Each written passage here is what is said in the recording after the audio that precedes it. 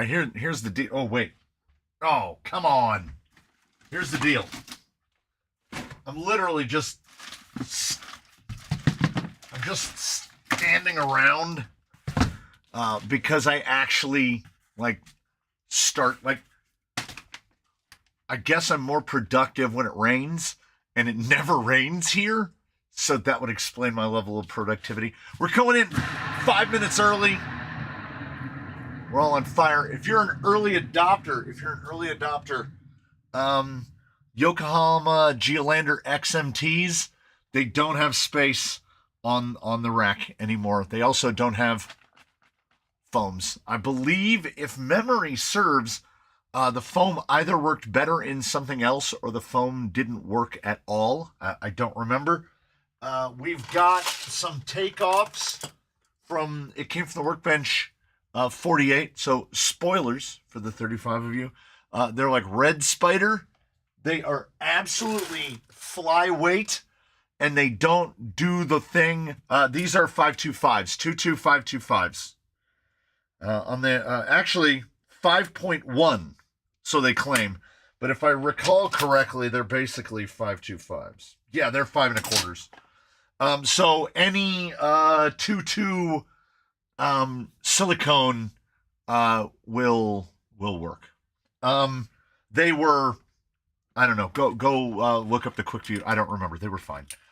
There's nothing overwhelmingly wrong about them. They're very lightweight. They're very cheaply made. I think Red Spider, it looks like, because I found the center caps that go to them. Yes, Red Spider. I have some of the hardware. I have all of the hardware to put them together. The tabs are very thin. They fail in that they are not adjustable offset. You can't change the hub. You're stuck with this width. These were for Mr. Hurley's build, and I have already swapped out the wheels twice, and I've ordered another set of wheels to go with that build because I don't like any of the sets that I have here. So these are on the table. Usual rules apply.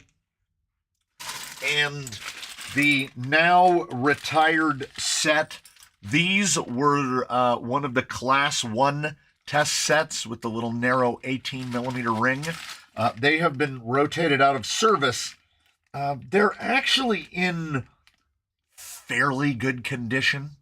But they've been rotated out because I have a set that is easier to work with. So I think the new set might be 6-bolt, and these are 5-bolt on the backs. But they have normal hubs. I want to say these are Element plastic from the Element beadlocks on the back. But I don't need multiple sets of these skinny test wheels, so they're just going to sit in a McMaster bag forever. And that's all I've got. I was going to throw out the red ones again in case anybody wanted to make an offer on the red ones.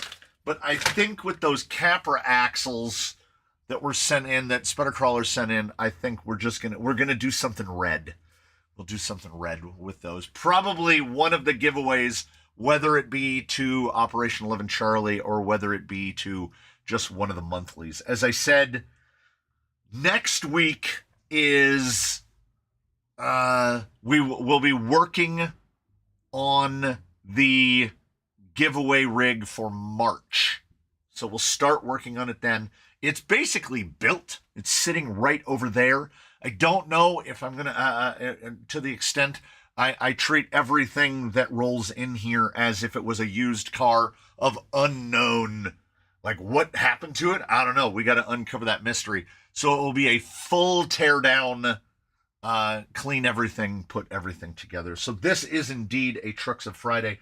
I have ordered some bits and bobs. This is gonna be, I should have gotten another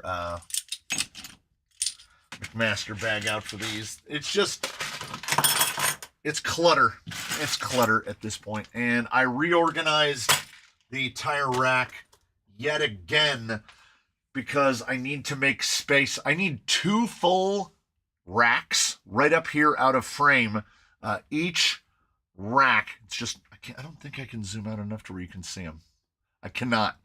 I need 2 full racks that are just for the twins. I need space to keep their colored tires when they're testing something else head-to-head. I need places to store both their 1.9s, their Canyon Trails, and to store the stock tires for Dusty and the stock tires for Baseline when they're in between testings, because I like to set them up the day before, and there's just tires absolutely everywhere. The tire rack is now holding less than half of the tires. So, of course, as one would expect, I ordered tires specifically for the first build that we're going to go into, the one that we're going to initiate today, which I am going to, my goal for this one, not all of them, we're certainly going to do rollers on a number of these, but my goal on at least a couple of them is full RTR. So this was an easy one, as I have done a number of mullets, as I'm sure you're aware, and this has left me with at one point I had 5 AR-44 rears with no front. So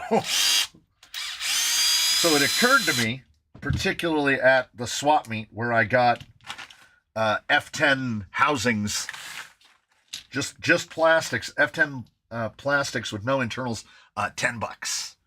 I was like, we can gut 2 AR-44s, and then someone was kind enough to point out to me that via Amazon, you can get clone, what do they call them, VDIs? You can get cloned universals for the fronts, $17. I've outfitted a couple of sets this way. The difference being that I end up buying real Vanquish universals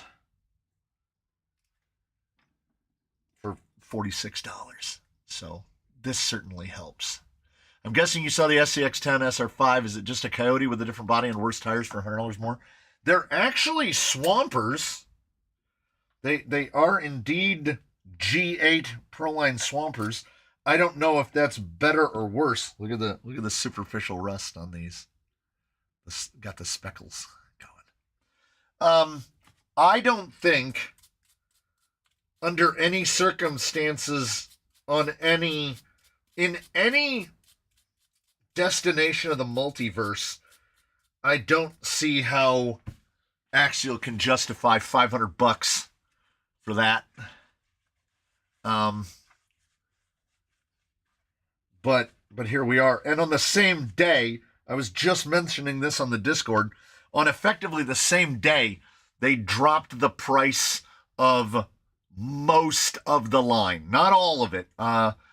Capra four-wheel steer went from $559 to $449. They just lopped $110 off of it, which, if memory serves, is even lower than what it was pre-tariffs. I heard China Prolines, maybe Proline OE again. The part number that's listed in the parts sheet for the SR5 comes back to the G8 Swamper, but the part number that was on the other OEs came back to the normal number. So I haven't seen an image that's close enough to see if it has the little Proline OE on the side. It wouldn't surprise me if they are, and if they are, that's a near guarantee that they will work better than the G8s.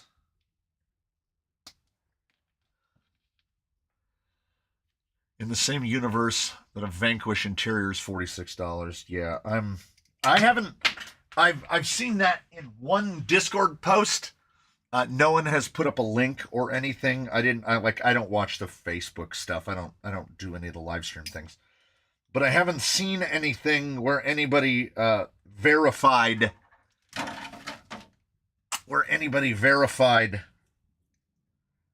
that it is indeed $46 for the interior.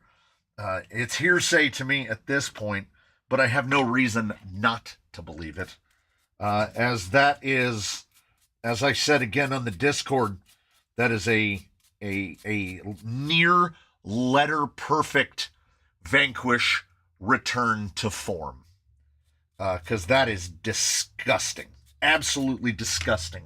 When you take into account that if you go on to A-Main or whoever happens to have one in stock after it's been discontinued a couple of times, when you buy an Origin full cab, it comes with the interior, meaning that Vanquish should, by all intensive, and for all intents and purposes, Vanquish should offer an interior-free version of the Origin for $60. But they don't. Man. I said Vanquish. I said this both in the build series of the Classic and in the quick view of the Classic. Vanquish has an opportunity here. They have an opportunity here. Release a free STL file so we can print an interior. Offer some sort of something compensatory for us having to go out and buy.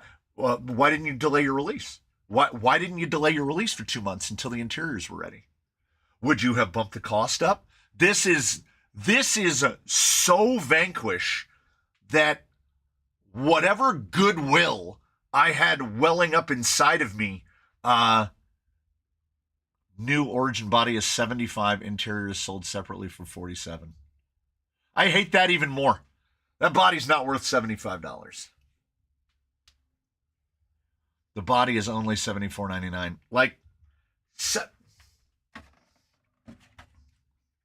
This is like $50.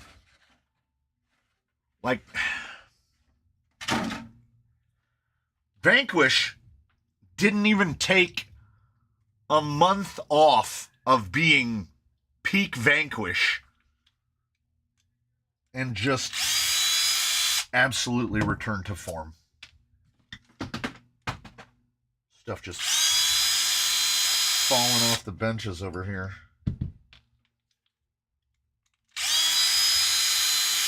Yeah, it comes with the dirt, but no fenders to use it. Perfect. Fenders sold separately.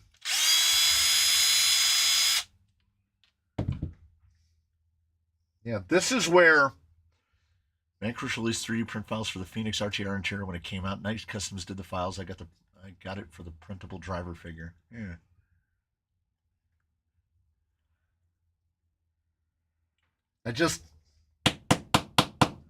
I like the Origin bodies as much as the next guy, but Vanquish keeps conjuring a premium out of thin air.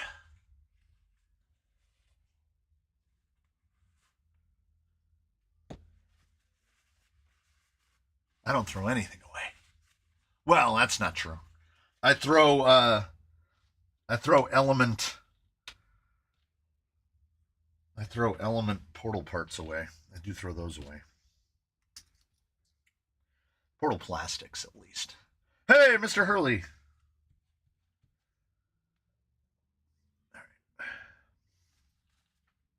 We're gonna make a big mess. Big old mess. I wouldn't have it any other way. We've got the one piece. Let's see what's going on. Well, this one is not in as nearly of beaten condition as the other one. This one seems almost okay. I want to do another Origin full body in metallic orange and gunmetal, but the price of the body hurts. Yeah. I can't imagine for you. I mean, Origin full cab for us is $110. That is if they haven't already discontinued the old one again. How much is the shipping going to be for those tires? Where is it going in the 48? Just like regionally. I can give you an idea. It's just a set of tires, so I would imagine $10 or less. Probably Portland, Oregon, yeah. I can't imagine it more than $10 to send them. I ship everything possible. Ground Advantage. Who gifted me a membership? Mr. Hurley did. Just about 2 minutes ago. Body, interior, and fenders is $199 shipped to the UK. That is diabolical. That's what that is.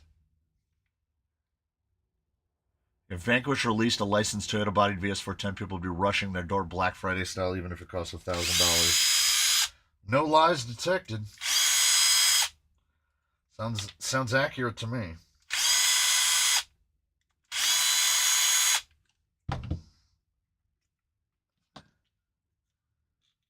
Hey, I got it right. It felt like one of these had an underdrive gear in it, and it does. I did it by turning this and trying to count the rotations of the pinion, and by golly, I got it right. We're going to use those because they're far less rusty. So we're going to use those. A little 833 action. So we're going to have 16.5%, give or take.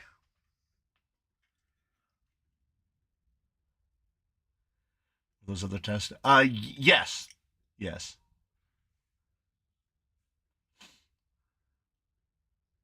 What brand paint did I use on mine? That is half Duplicolor vinyl and fabric and half Glidden Max Flex.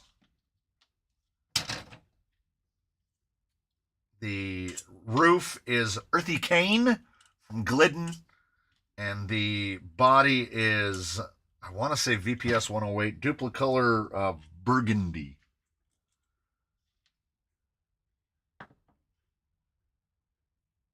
How many coats of Max Flex does it usually take? I put it on pretty thin because they don't have the best nozzles. I will definitely give that to Glidden. Not the best nozzles. I just got, oh yeah. Somebody reminded me without reminding me. I just got my order in from Glidden. PPG Architectural. Wait till you see the next round of bodies that get painted. Look at these colors. Coming with the wild colors. And I'm sorry, the wildly pastel colors and Yukon Gold down there at the end. That's the high-low chassis you're referencing. 2-low gearbox, just a 2-speed, but with 2 low gears. No. The 2-low is the name of a specific gearbox. 2.low. Brazen? Team Garage Hack? One of those guys. If you just do a search for 2-low gearbox, it'll take you to the original thing. And then Lolo's chassis is a Brazen high-low. Not the all-time low, but the high-low. So you put a low together and a low together, and you get low. 2-low and a high-low.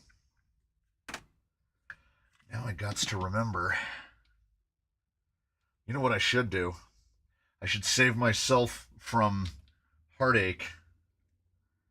I should just pull a manual so I don't accidentally cram a screw that's way too long into those third members. Do the golden brown in a two-tone Padre style. They are 3x10s. They are 3x10s. Who would have thunk?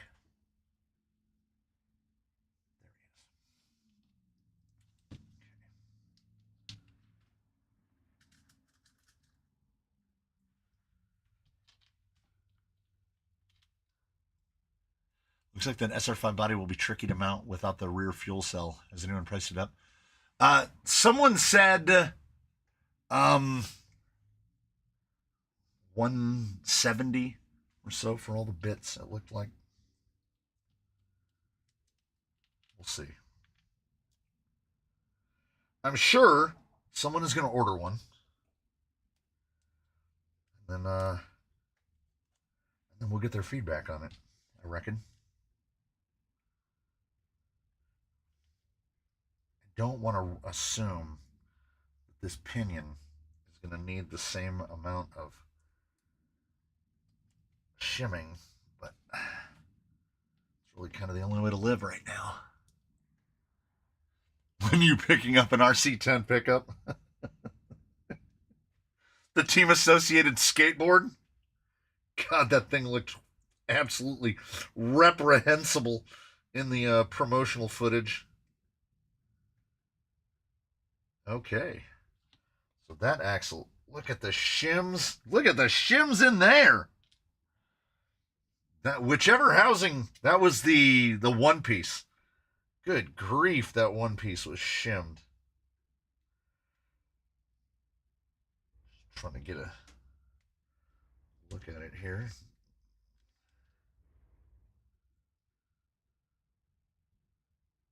Yeah, no shims on this. No shims. So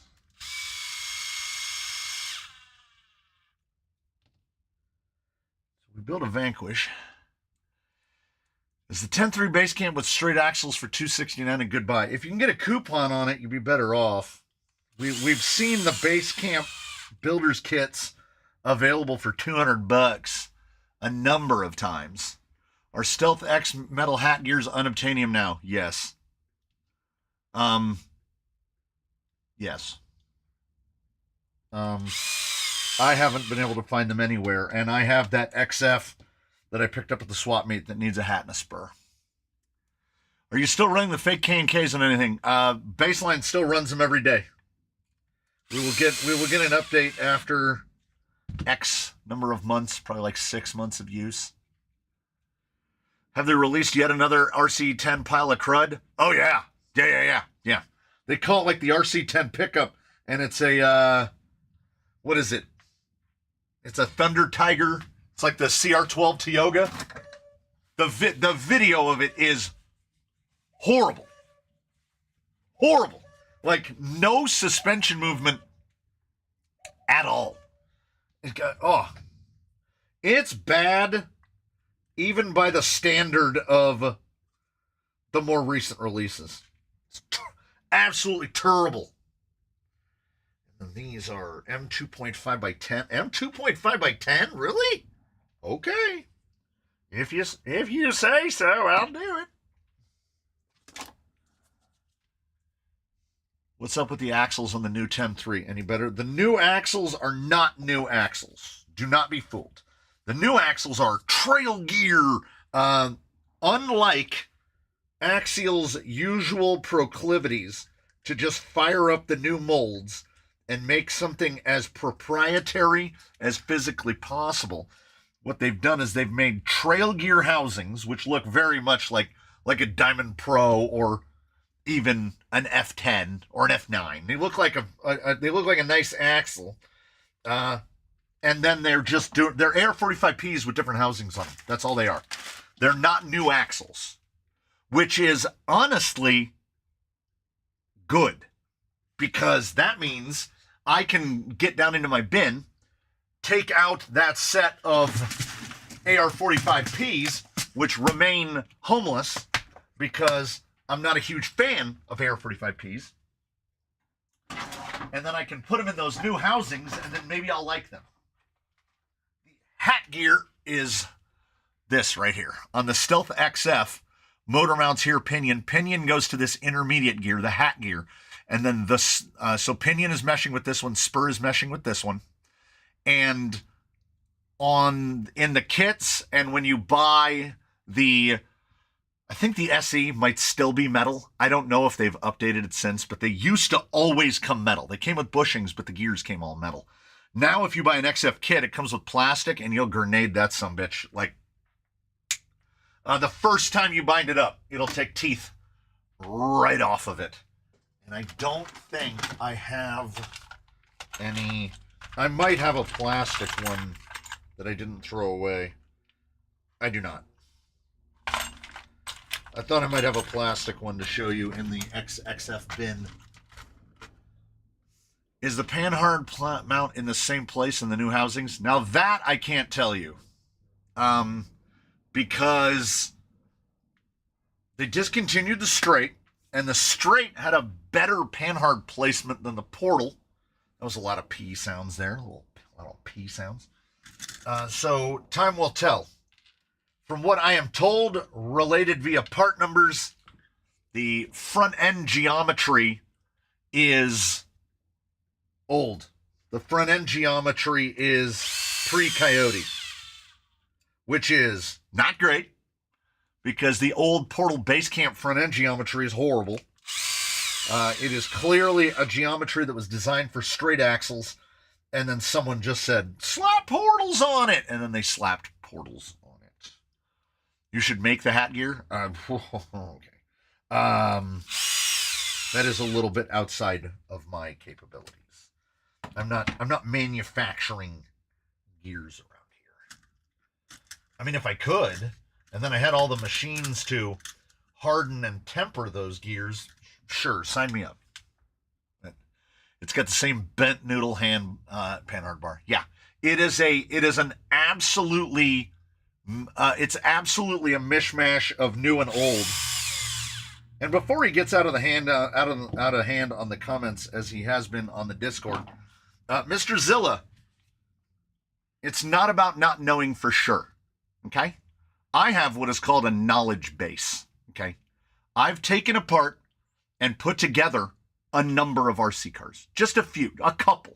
One might say a handful even. I can, in fact, tell just by looking if something has changed fundamentally from what it was before. All right? So when I'm saying anything about the 10.3 SR5, I'm not just pulling speculation out of my ass. Okay? I have a knowledge base.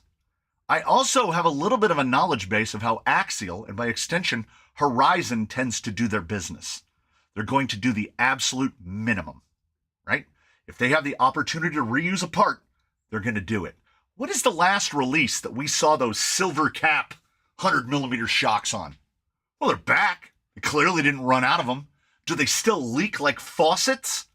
What are the chances that they changed all of the seals? What are the chances? Do we think that they changed all the seals? Well, they haven't changed them up till now.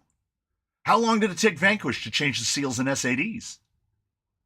Like, they won't make a change until they have depleted everything that they have and are left with the only decision being replace what has been depleted. Looks like the CJ7 chassis. Yeah, it looks like half Coyote plastics and half not Coyote plastics. Yes, gears do require special cutters and the ability to use those cutters. And I don't have either of those things. 5x11x4, M3x6.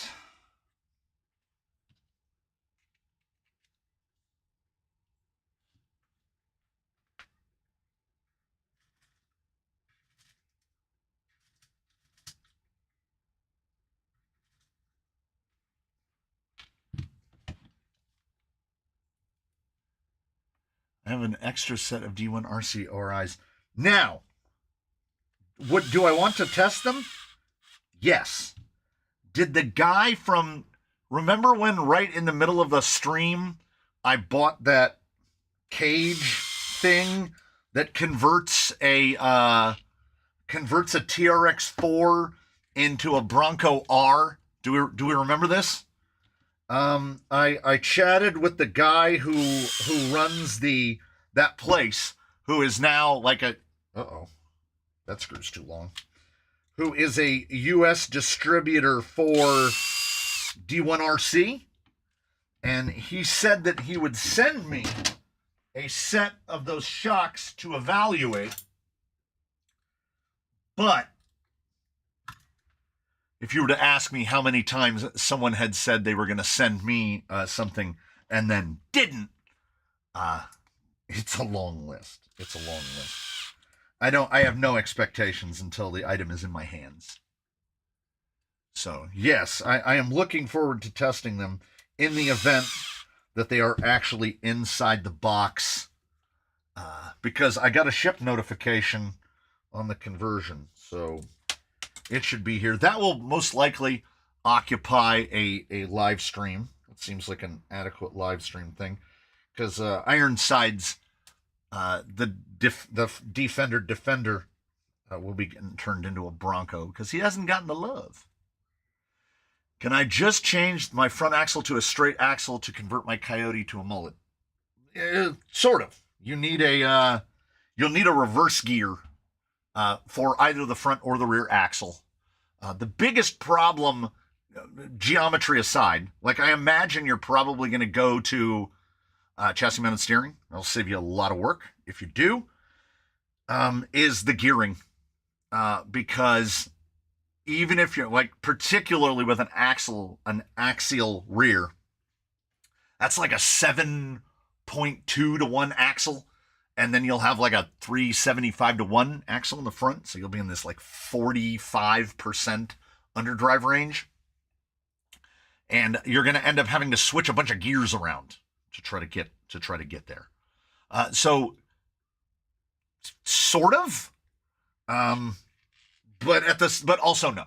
So yeah, like if you put a straight axle in the front, you basically, all you need really to get it functional is a reverse gear.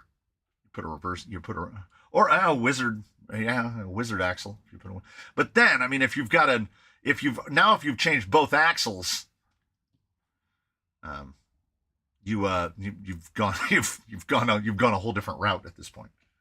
So it's all about the gearing. Ooh, that bearing. Ooh. We're not gonna salvage those. The other bearings look great. These bearings don't look so good. Get this out of my face. Put it in the bin that says axial axle parts, which is getting a little bit full.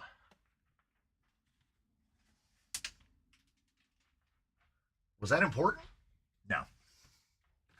No, it was not.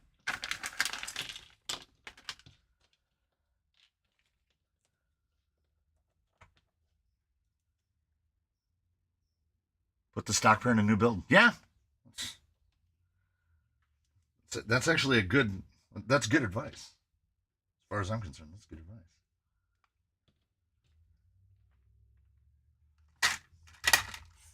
Is this a 5x13x4 or is this a 5x13x5? It's bigger. It's bigger. One of these? Was it Mias that make replica F10 portals? Yeah. The Mias nylons are center pumpkined F10 portals. As a matter of fact, if you have a Vanquish housing, you can just put Mias internals in it and make a F10 rear. And now that they have, well, these are straights. I don't know. Do they do clone portal? Who are these? Doesn't say. Steel drive shaft set VDI.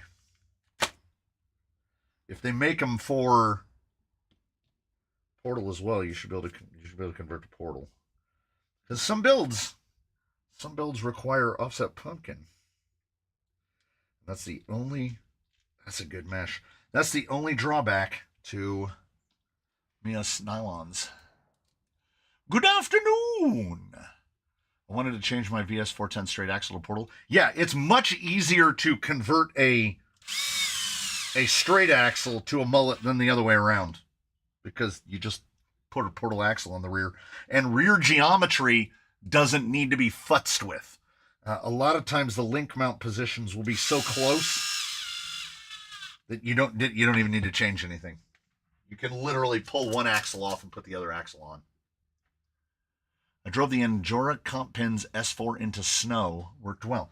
I would think something a little more paddly would work better. We need double cardons for F10 portals.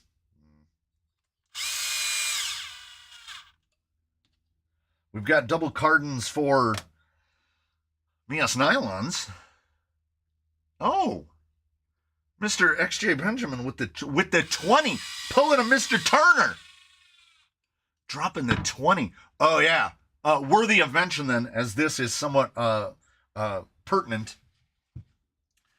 Last week, during the last week, the member roll-off of all of the gifted memberships rolling off, if memory serves, 134 rolled off in 1 week. So the Sawtooth has a big going down, and now it'll have a coming.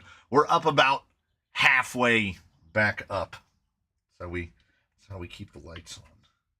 Wait, should probably put a little more go on that. Hey, the man from South Africa.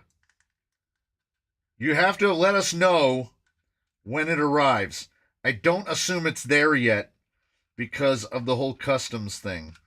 Hands down, I cannot imagine any time in the future where we will spend more to ship something. Oh, that is Rand. Am I right? The currency of South Africa is Rand. Nosmo is from, I paid customs today a tiny amount, I assume early next week. Awesome. $115 US to ship that polka dotted abomination as far as we've ever shipped anything. 10,000 miles to South Africa. And I'm as amazed as anyone. The absolute cheapest method to move it was none other than our friends at the United Parcel Service. And I don't understand it either. They beat the Postal Service by about $30. And my only concern was about the customs, because I insured it for one value and declared it for a different value. So I don't know if they're going to come after me for that. I just put Reefs Springs in my Coyote. Yeah, well, anything to replace the stock ones.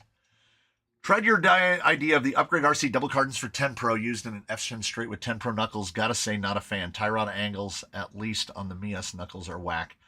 You have to use 10 Pro knuckles with the F10s to get the angles straight.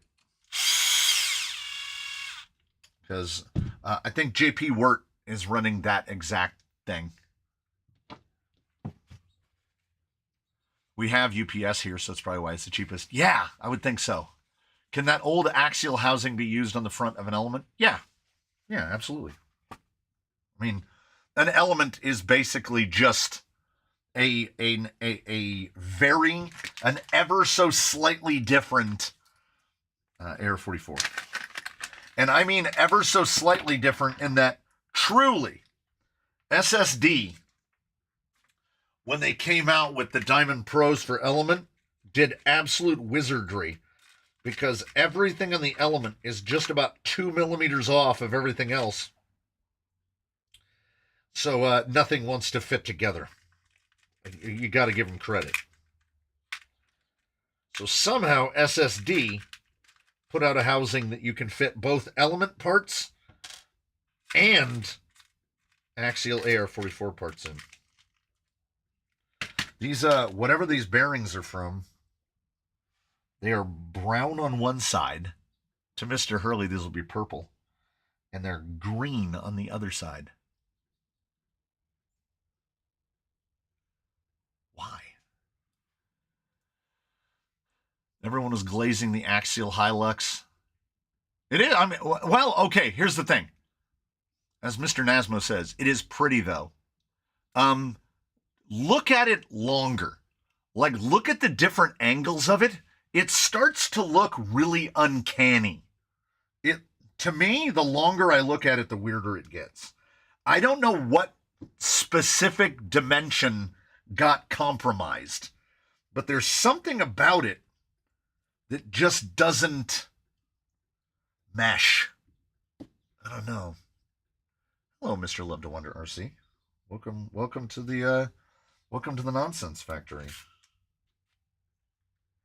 Look at this. Look at this. Pew, pew, pew. We're doing it. We're doing things. The left one, the red one looks all out of whack when you look at it side on. I saw a picture. One of the pictures. Oh, I wonder if we can bring it up. I have screen sharing. 10.3 SR5. Nope, that didn't work. We got to put Axial. There we go. We go to Axial Adventure. There's a picture of it from like a 3/4 perspective where it's up on a rock. And the longer I look at it, the less right it looks to me.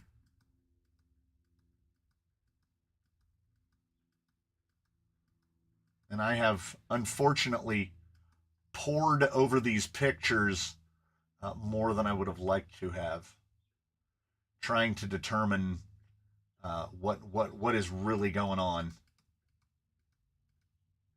I think it was actually either on IG, it was either on Instagram or Facebook. This one, on the product page, it doesn't have the exact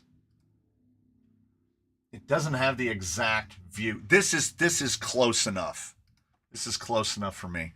So I don't know what it is. I know. Okay, I understand that it's bobbed. I don't know if it's the way that the tires prevent themselves. I don't know if it's that it looks like the front fenders stick out too far compared to the rear fenders. I don't know what it is, but there's an uncanniness to it. I don't know. And that's also, that image right there is the one that makes me kind of think that they are G8. It's the stickers? They made the cab section oversized. Is that what it is? The door is too long? It looks short and fat. Yeah, it looks short and fat. I don't know what it is. So he said, what paint do you use? Lately, the Glidden Max Flex, available at a home. It's bobbed the wrong way. Maybe that's what it is. Yeah, we need them more tucked in the front, and the rear can be wider. You can't get any of these colors, I have to assume, at your local Home Depot. But if you go to your local Home Depot, they will likely have Max Flex in all of the more pedestrian colors. They will have black and white and silver and red and yellow and blue and purple. It is for painting outdoor furniture and whatnot, and it works perfectly. Do they have maximum flex? They have maximum flex. Well, Love to Wander, we don't know. I mean, maybe you don't. Maybe you do. The part number goes back to G8, but on both the OE Trepidors and the OE Baja Pro X, the number went back to an existing part number, but didn't reflect that part number because there's no chance under the sun that the OE Trepidor and the OE Pro X are G8 compound. I don't care if you thinned down G8 to half the thickness. Those are not G8 compound tires. None of those trucks in real life look proportionate. They are all strangely chopped. Yeah, but they didn't chop this one strangely in the right way. I know Mr. Wirt pointed out that it's too clean. I agree with that because all of those exo-caged trucks are usually had a bunch of their life beaten out of them. If you are in a region, area, or locale that doesn't have easy access to a depot of the home, you can get Duplicolor vinyl and fabric at most auto parts stores. I wouldn't go so far as to say all of them, but you can get it at most auto parts stores. If you don't have access to auto parts stores, I don't know how to help you. In Europe, I know they have SEM, which we coatings, which we have a very difficult time procuring here in the United States. Whereas Max Flex and Duplicolor are available pretty much everywhere. Yeah, and different colored panels. Yeah, they should look more like Rusty and less like what we got. These should be Vanquish Kingpins, I think. We're just going to dig the bin and find 4, because I replaced these in order to replace them with stainless ones. These all look the same. These look the same. If they're the right drive size, and they are. Ooh, bearings. Probably need bearings, huh? Couple of 10 by 15s. I know those. And then we're going to need another couple 5 by 11s. I'm going to have to order some more.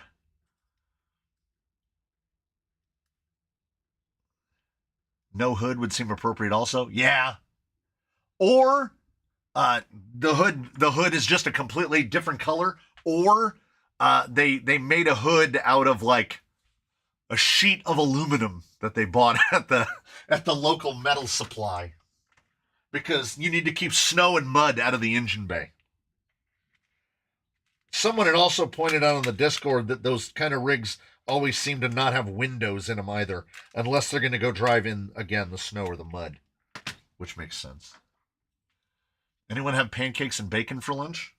I had a burrito.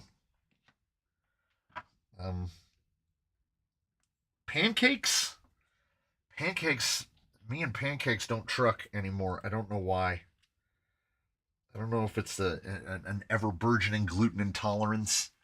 I don't know what it is. I've seen a review on the TG tires. Were said to be G8. Well, they try to claim that the other ones are G8 as well. They are not.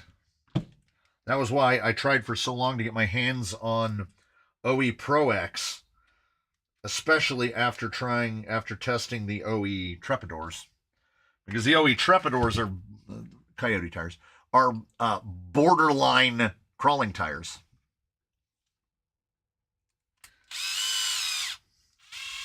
Basically, all other things being equal, you should basically never buy a G8 tire if your intention is to go rock crawling.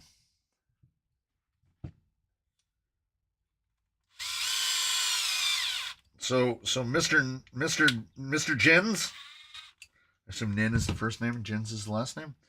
You're gonna have to settle for Duratrax scalers, because someone snuck in and dibbed the Griffins. But I will point something out for you, which is this. That one's too dirty. Let me do this. I just vacuumed too. So on the right we have that one, and on the left we have that one. That is a Louise Griffin. That is a Duratrax scaler. It's the same tire. It's the same tire. It's the same compound. It's the same everything. They're identical, save for the scaler is now discontinued because Horizon acquired and shuttered Duratrax. The Griffin looks like it has more void. They are, sir. Let me get my brush.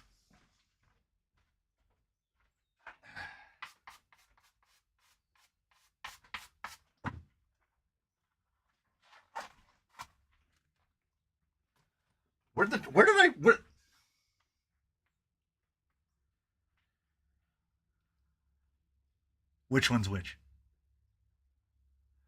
Before, one had an insert and the other one didn't. Which one's which? Which one is the scaler and which one is the Griffin? It's the same tire. It's the same exact tire. And they were from the same generation too, because like I set my brush down. I shouldn't have set my brush down. If these were cleaner, you'd be able to tell that, like, the stampings on the sidewall, this is the same font and everything. Just change it. Because for whatever, it's a Datsun, it's a Nissan Datsun thing, I guess. I don't know why they didn't just sell them as Louise domestically. And I don't know why it is that now the only place we can get Louise domestically is HRP.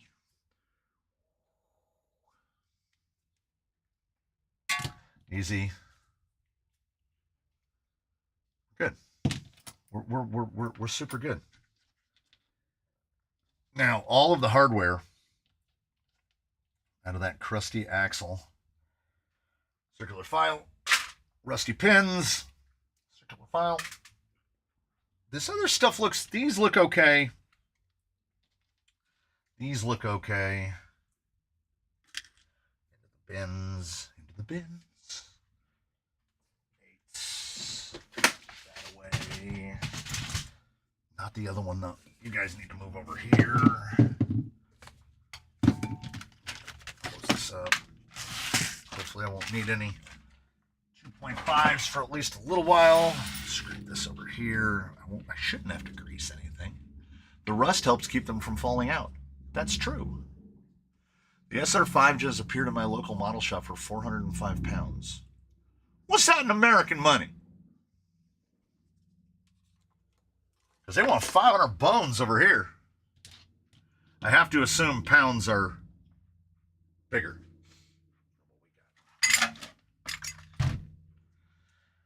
Now what we do got to do.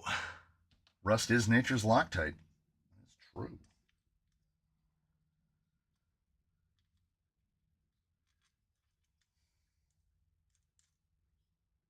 That's got the flats on the threads. Nothing else is going to fit on that. We got to find a spur gear that has a little tiny hole in it. It needs a little tiny hole in it. And I guess... give me the other one of these. Slipper pads. 546. That's not bad. I mean, for over there, 405 works out as $4.99. It's just a base camp with a licensed, better-looking body. Yeah, kind of.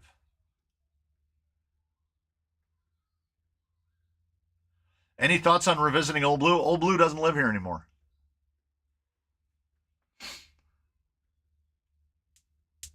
Yes, Rust is an unstoppable thread lock. Very good thread lock. Do I have any gears with a tiny hole? It's got to be Element. Oh, wait. Hold up. Wait a minute. What if, with use of a spacer, what if the Element ones fit? They do. Ah! Crisis absolutely averted. Do you use blue thread lock? I do not. Well, I mean, I do. If the question was, do I use blue thread lock on toy cars? I do not. Because the part that often gets overlooked. Let me get this down. Yeah, purple. Ooh, I picked a good pair of the plastics. Nice on there. So I use Rialth M222. Thicker than the honey on a cold day, especially when it's like 50 in here. Vibratite blue, or good old-fashioned blue. For bolts, 1/4 inch to 3/4 inch. So when you put this in any kind of quantity onto tiny fasteners, people get away with it. People will get the little, it looks like a chapstick, and then they'll just do a little, just a little tiny smidge on the threads. They're kind of using it to simulate purple, right? But if you're gonna buy some, just buy one of these, and then wait, and then expect the nozzle to clog itself up all the time. Yeah. Come on. Ugh. Yeah. Yes. You need way less than you think of, particularly of blue. The purple is a lot more forgiving, but like basically that's why when you see me using it, I'll put a little bit on this and just wipe it on the threads because it is fairly easy to put on too much.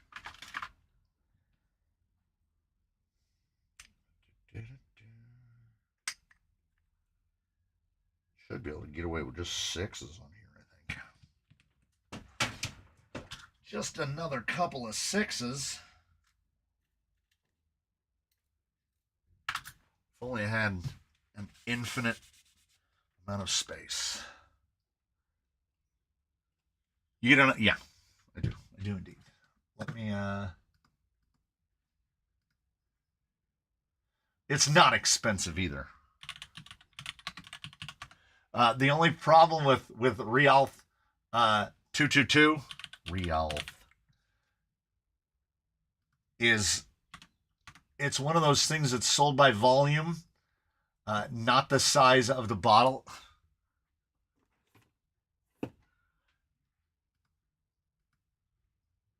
Amazon.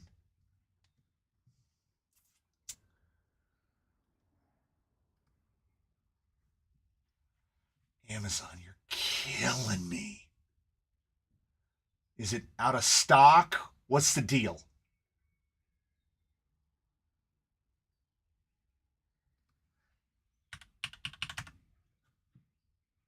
Oh my God. I basically had to go to the Rialth store and then search inside the store. And it is available for overnight shipping to me. That size bottle, the normal, how is that the little one? No, 189 is $7. Yeah, it is not expensive.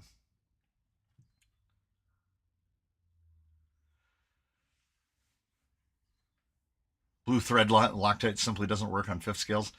Anything that is metal to metal with purple screws loose and like they don't even have thread lock on what?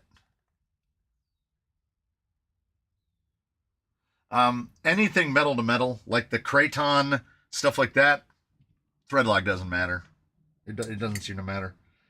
They'll loosen anything. Got a little aggressive there.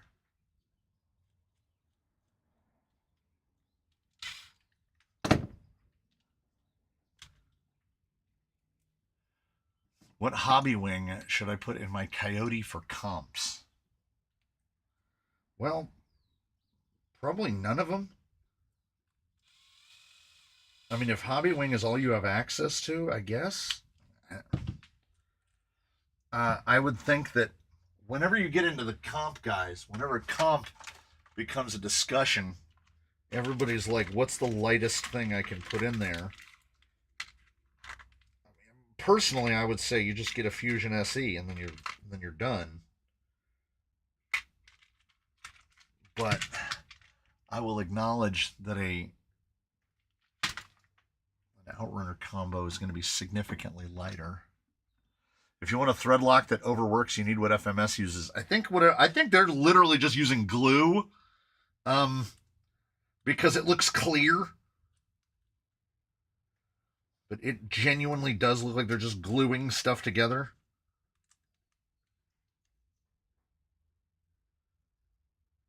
But yeah, I mean, I would agree with the guy that said SE 1800.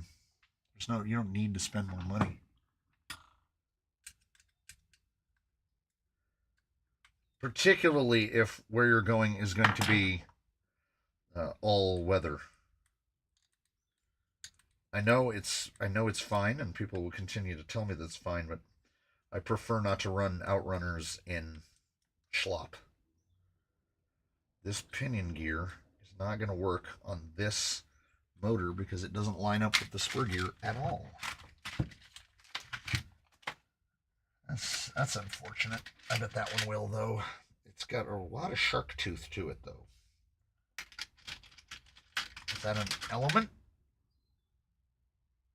Yes, it is. I've only used Fusions for comps, and they've been great. Yeah. Don't disagree. Okay, we need a spacer.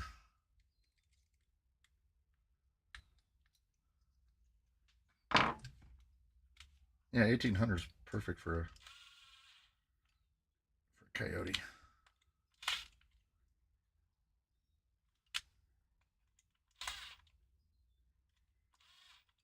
Comes down to what do you want to spend, really. I've had super glue on quite a few China bits. Yeah, honestly, I feel like sometimes they are just using, when they're putting those screws in, they're literally just using adhesive. It's not thread lock at all. And then depending on what you're working with, we're often using direct power servos. Oh. Well, I mean you don't. Like, you don't need 4S. None of us need 4S. There are plenty of absolutely serviceable 3S direct power servos. And the jump from 3S to 4S, everyone makes it seem like it's game changing, when the jump from 2S to 3S is game changing. You've just increased voltage by 50%. But 3S to 4S is just another 25%. Elite 4S, I mean, yeah, go crazy. Throw an Elite in there. Comes down to budget again. You could get an SE and a direct power servo for less than an Elite. I just ordered the Reefs BEC today. Ugh.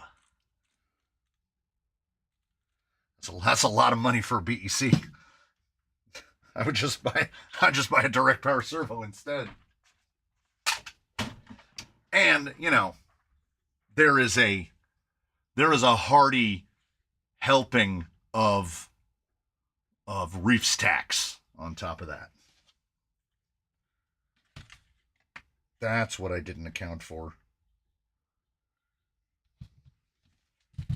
I was like, I wonder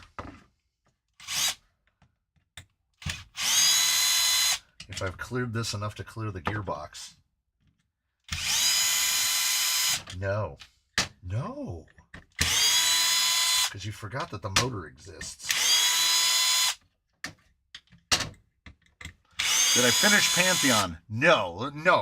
The episodes are an hour long. It's going to take me like 2 more months. It's also very slow. I learned from the first few episodes of watching Pantheon that I can't treat it the way I treat other shows. I watched all of, and very few people would be familiar with this one, The Hunting Party from NBC. You know what it was? It was fine. It was fine. At times, I was questioning why I was still watching it.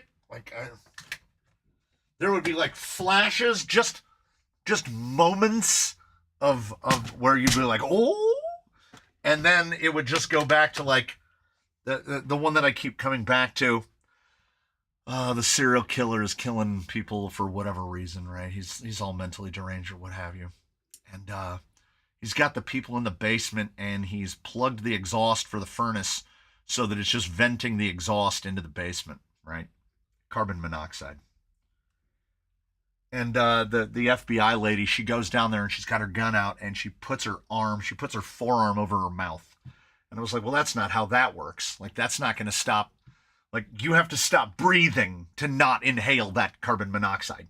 You can't go down in that room and just run around for 10 minutes, and her partner is bound and on the floor, laying on the floor. And I'm like, that dude is dead. Because what he's laying in is solid carbon monoxide. His respiration will have completely stopped. He should have been blue by the time she got to him, but she saved the day, and they got the guy. And I was like, oh, and by the way, the killer put a gas mask on. And that was how, and I was like, no. You would need scuba gear. You would need actual air forced into you because carbon monoxide is not a poison. It's just carbon monoxide. It's just a gas that you can't breathe. But somehow she can. She didn't even get lightheaded. Just had a message that the items have been delivered. Come on. It's me. Come on. Come on.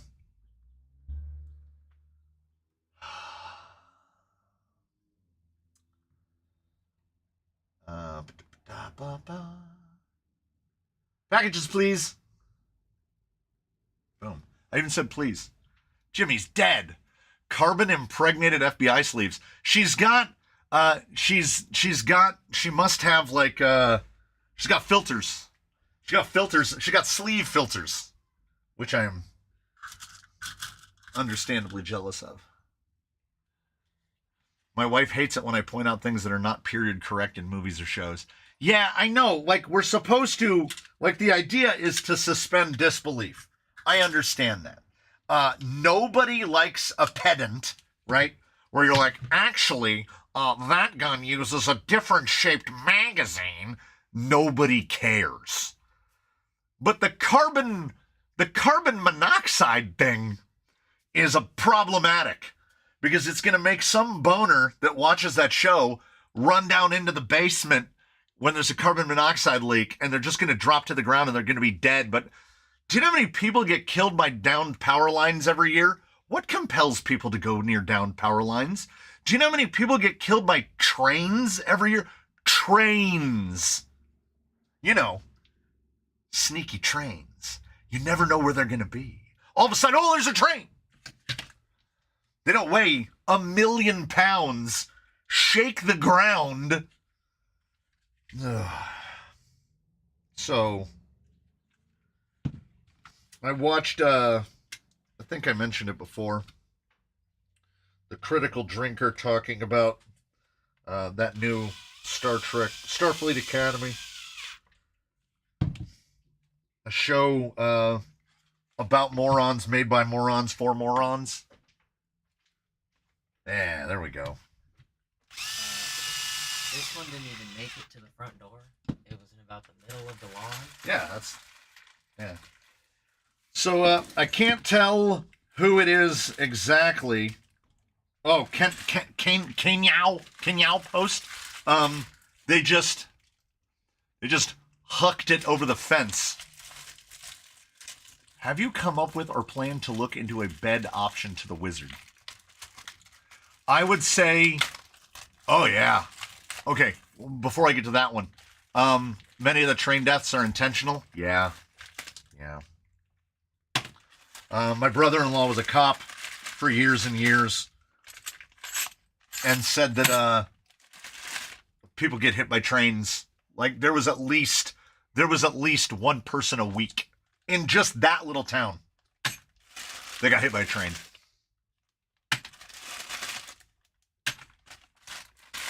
We're going to use all of this. Oh, no way.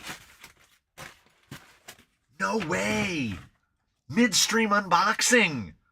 On the bed option, I think 3D print is probably the only way to do it, unless you're just going to cut yourself like a wood bed or something. I'm not a huge bed guy. Who makes good pinion gears? Robinson Racing. These gentlemen right here. Robinson Racing. My recommendation to everyone is you go on Amazon or AliExpress or whatever you like, and you buy these little multi-packs of pinions that look like this, black with the text. Find the gear that you need, and then order the Robinson that fits what you need. Every rig in here will either has a Robinson or will get one eventually. They're like $5. That's pretty good. That's all right. Nice. Very real consistent. Oh, come on. So I blew $200 on Tower Hobbies. Check this out.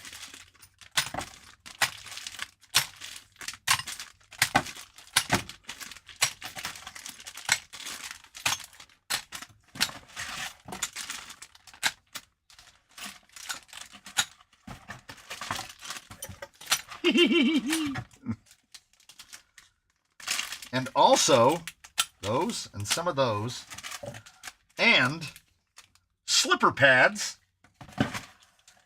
and more slipper pads and one 3-gear housing. And I managed to get, now this is the replacement dig parts. This is the V2. This is the replacement dig parts for the dig unit for VFD. But the only part that is different between the VFD dig and the Hertz dig is this lever arm. That's the only part that's different. The locking unit, the triangle bit on the back, all of that is the same. So if you have bought intentionally or mistakenly the Amazon dig box that is not the tricolor, you can purchase one of these, and this was like, I think it was 50% off, so it was $20. You can turn that gearbox into a proper gearbox. All the internals will swap over. You just don't get to swap that lever arm over if you can find the V2. Now, when they're at $40, just buy the tricolor. It's going to be cheaper. And then I got a 5.5 millimeter nut driver because it was $5. And you know, why not? It's supposed to go in a handle. You could have gotten an Origin Classic body for that much. Yeah, but I don't need one. What I do need is, just think of how much titanium that is. That's a whole lot of titanium. And I had a lady run out in front of my semi on the highway, killed her, and I've never seen a Hemi on the semi on the highway since. I've never driven a semi on the highway since. Oh, Lord. Have I related the story here, or was it just in the Discord? A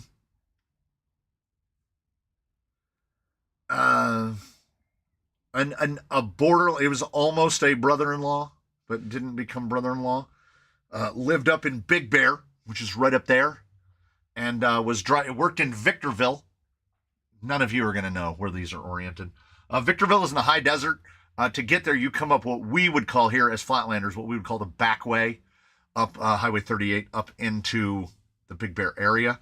And he was coming home from work, having worked in Victorville, and a dude was on his motorcycle doing the corner carving and came all the way out into the other lane while going downhill, and he drove a big old Chevy, like 2500 truck, and that motorcycle went right under the truck.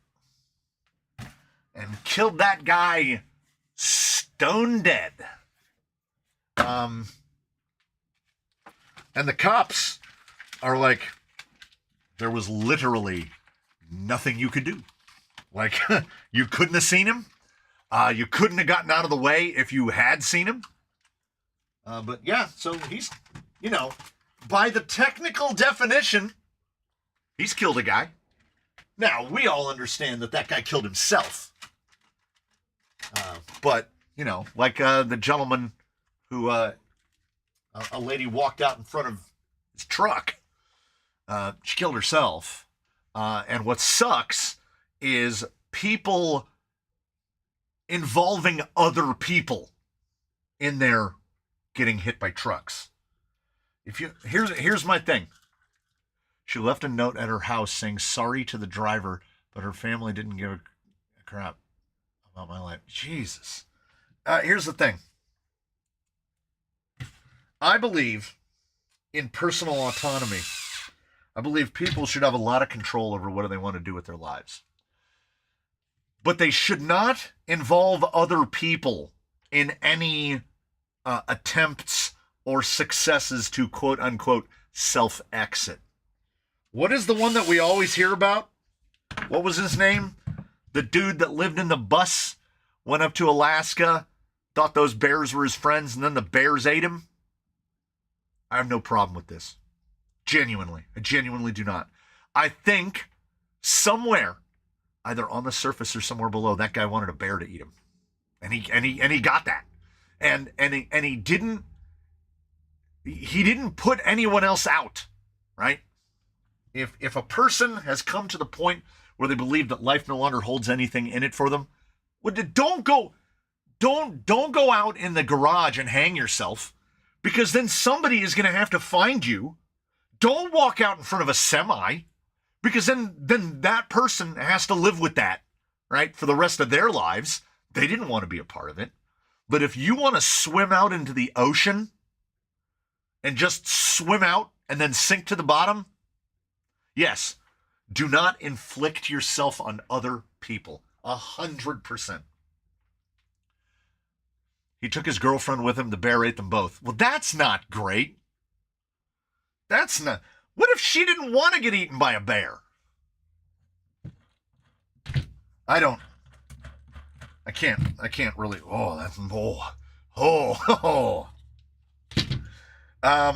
We are making something atrociously heavy today. Yeah, offing yourself as saying you can't fire me, I quit.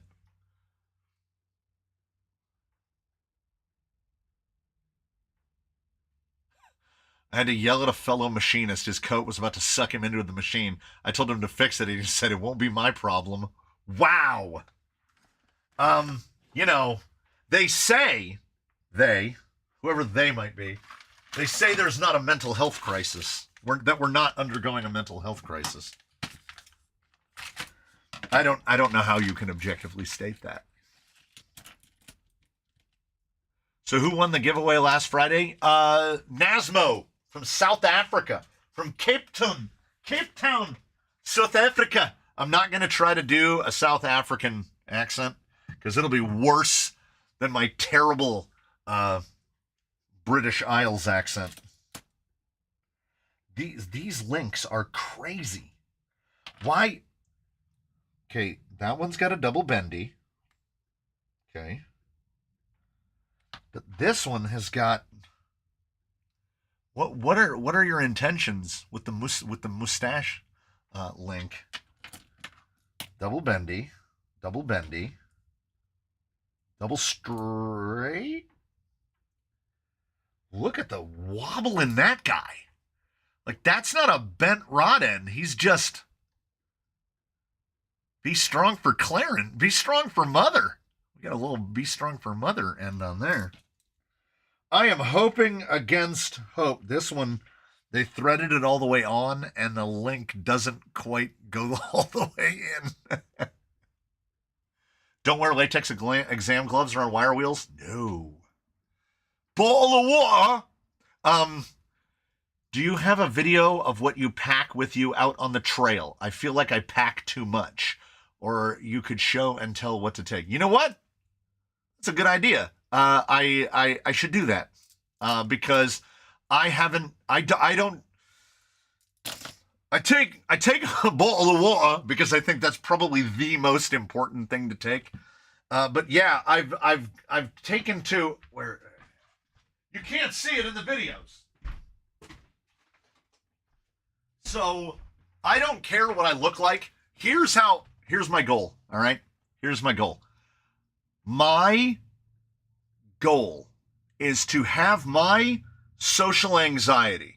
Like, I know we all say that we don't care what other people think, but would you take your tiny toy car, drive it from your front door, drive it all the way through the town to a store, drive it into the store, buy what you want, put it in the trailer behind your toy car, and then drive it home?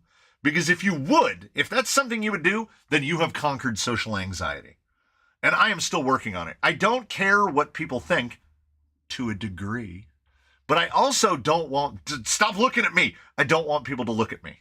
right? So Rusty Shackelford would do it. So I have taken to, I'm sporting this. This is what I'm sporting out on the trails now, with the bottle of water.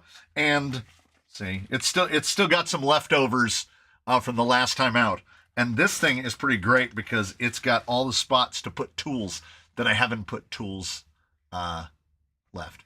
You left a car flip in the last video? Again? Wait. The last one as in yesterday? Did I? Because what I was doing is I was having the vehicles carry all their own tools. And then I realized that that was getting ridiculous because then I have to have tools on every vehicle. So, as long as you're not wearing a fanny pack, you're okay. I don't allow fanny packs. My wife often says you can't be seen in public dressed like that. I just don't care. Yeah. Yeah.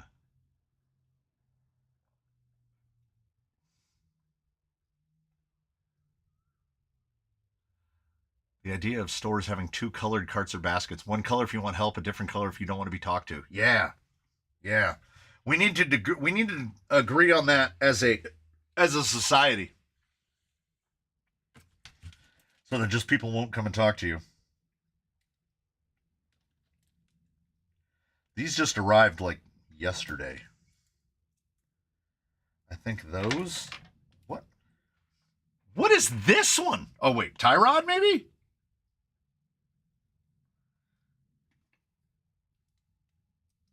Do you have extra stuff in the car? Oh yeah. Oh yeah. It's so bad. It's so bad.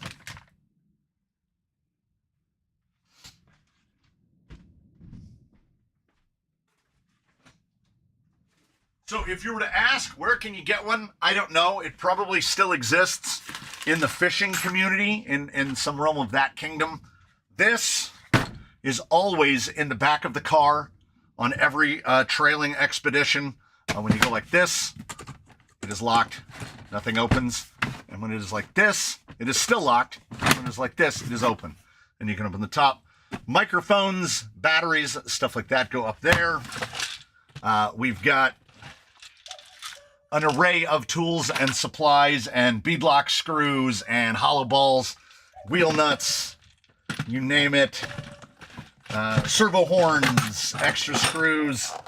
Next one down, we've got more tools. We've got pliers. We've got wax, more servo horns, Lexan scissors, and a variety of different drivers, screwdrivers, etc. And then typically in the bottom is the gear that supports the cameras. There's the power supply for the fan. There's one of the mics. 8 extra 18650s and 23650s. The blower, gotta have the little Wolfbox blower. The scissors that will cut through anything, nut drivers. There's typically an extra battery in here for the transmitters other than just 18650s. Roll of tape, lanyards. There's multiple lanyards in here. Yeah, you just put a toolbox together and then you just take it with you. And when we started out, and this only started going in the car after the Forest Falls episode where a screw fell out of her servo horn and she had to carry her rig a mile back to the car. So usually my vehicle of the pair is sporting a toolbox. Bruce has a toolbox. Gate Rover has a toolbox. The Camel does not. And the Camels have been trouble-free. But yeah, this goes, it goes in the car with the cameras. And honestly, if you're a sane and rational human being, you will have to take a lot less stuff with you. Because you're probably not recording everything. That's my guess. Too long? Much.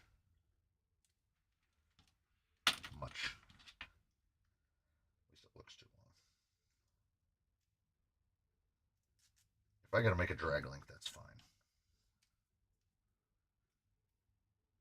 Actually, it's not. Optical contusion there. That's pretty much spot on. Look at that. Well, I mean, it is. It's just a fancy. Oh, this guy, pine tree, super baby pine cone. Would have grown up to be a pine cone. Oh yeah, that would have been from Forest Falls. Yeah. These damn reef springs are too soft. Harbor Freight has those tiny toolboxes to keep my main tools and that on my bench, and then just bring the whole thing in the truck when I go somewhere. Also, if you're driving something big and you want to take spares and repair gear with you, Broadhead boxes on Amazon. They have the full seal around the outside, similar to what a like a Pelican case would have, and they're really, really cheap. And they come with egg crate foam on both sides. I thought I had one more, but I know there's one in Gate Rover. There's one on Bruce. Oh no, there's one on Sheila. So yeah, that's all three of them. Yeah, I think I paid $10 for 3 of them. They're about yay big. You could probably put it in a pocket. It works solidly okay. And then these are probably front lowers. What do we think? Okay. And then one front upper. And then the pan-hardened drag link. Okay. What do we think the chances are of this thing lining up remotely close to the wheelbase? Because to not link Olympics would honestly be kind of great. I'm not holding my breath. Last time I sputter saved my ass with a spare servo horn. I keep a multi-tool with me on the file, and it came handy to clear the pumpkin. I need to go back to Harbor Freight. They've got tilt-a-bins. They've got these. Like a little individual one. They're $2.99. I bought 8 of them. I need 4 more. I should have bought 12 of them. They're great. They're so great. Like, I'm filling them with all of the useful things. Like cross wrenches. Yes. Looks almost sculptural. I pulled one by the fire last year. I broke an axle housing at the start of the poker run. How did you break an axle housing out there? You were not being responsible. You wedged yourself into something. I see that endless stream of people that are always coming down off the rocks. Again, I've never broken anything out there. The Harbor Freight multi-tool that is a Leatherman clone and amazing is only like $35. I cannot do I can't do multi-tools, man. I like tools to just do one thing.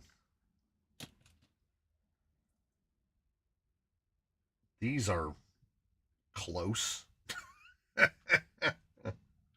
What do you want for nothing? Rubber biscuit. This and back already. Was thinking about repurposing one of my Orvis fly fishing over the shoulders as a walking tote. Yeah. Yeah.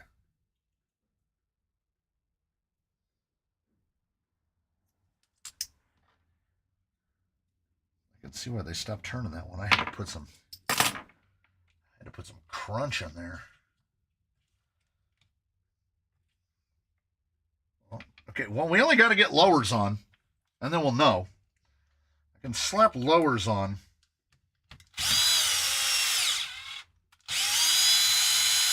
Note to self, not 20s. 18s. You could fill that tub of X wrenches with clear resin and make a paperweight. Heck yeah.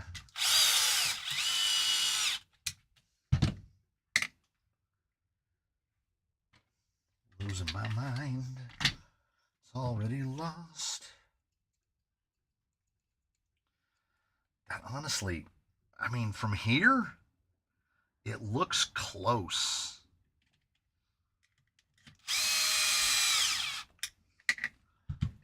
real close. Probably just close enough to miss. 16.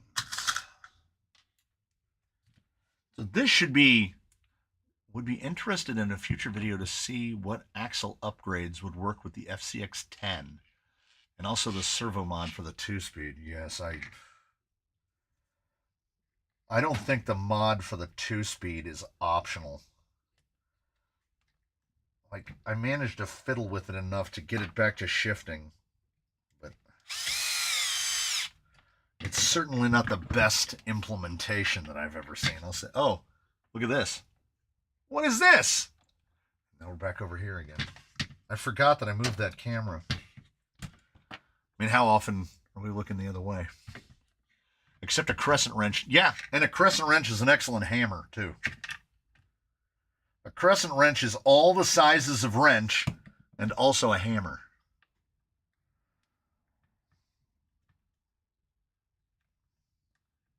At least the hollow balls are close to the right size, approximately. I love that there are people in the universe that don't see two parts and think, oh, well, now I gotta build another one because I have these axle housings. I should put all the parts together and build a whole rig out of it. Leave that madness to us. Come on. Come on.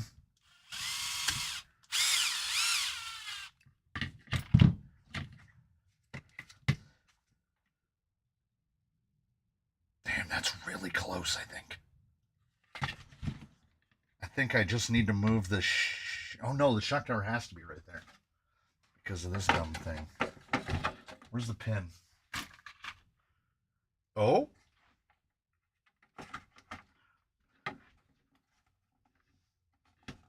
I will be sugared. That is right there. Hey, hey! Take that, universe!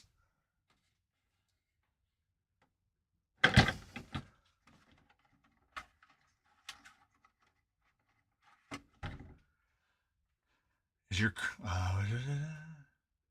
anything is a hammer if you blith whapping? There have been rumors of an SCX10 Pro V2. I noticed the original was discontinued. Just looking for a way to upgrade the front CVD's drive shafts as they snap easily. And your best bet is probably just to change the axles.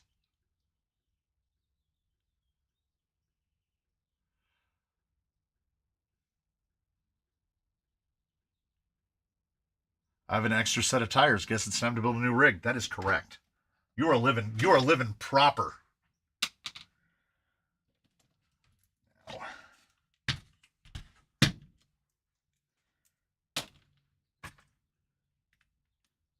30.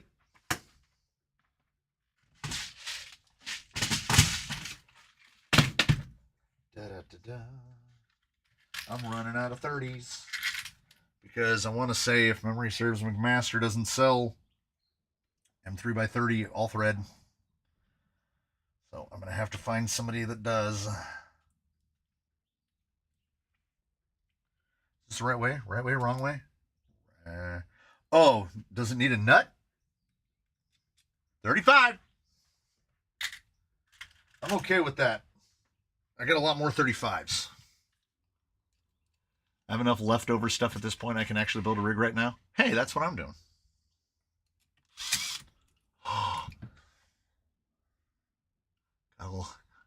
Got a little meat there. Took a little meat with that one. Did not expect that to surge forth with such aggression. Okay, if you don't want to fit that way, then maybe you'll fit this way. We'll flip it around. But these plastics have definitely never been installed. Gotta love it.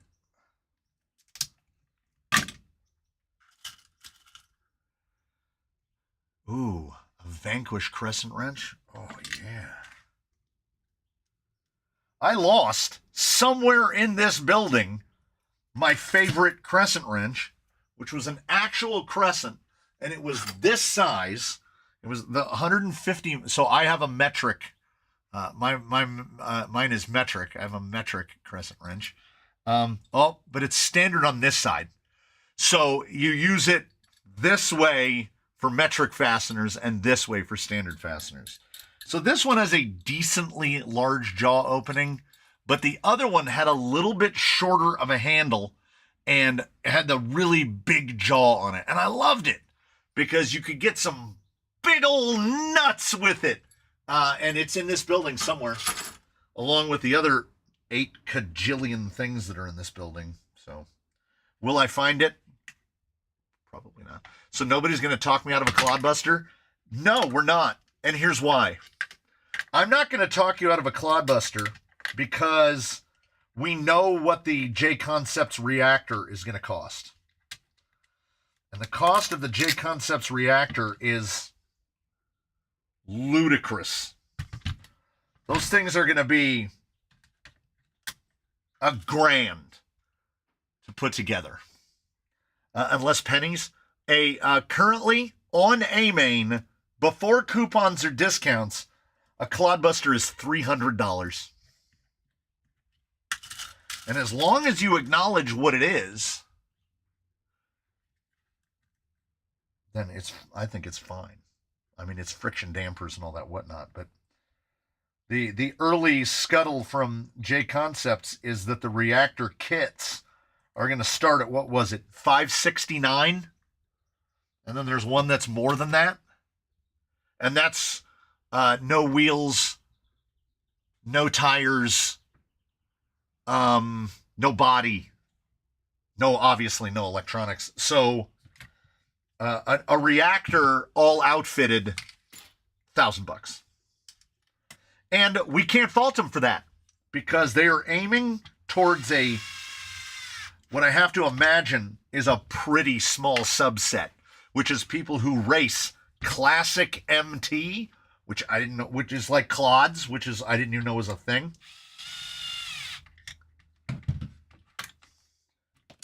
Look at that.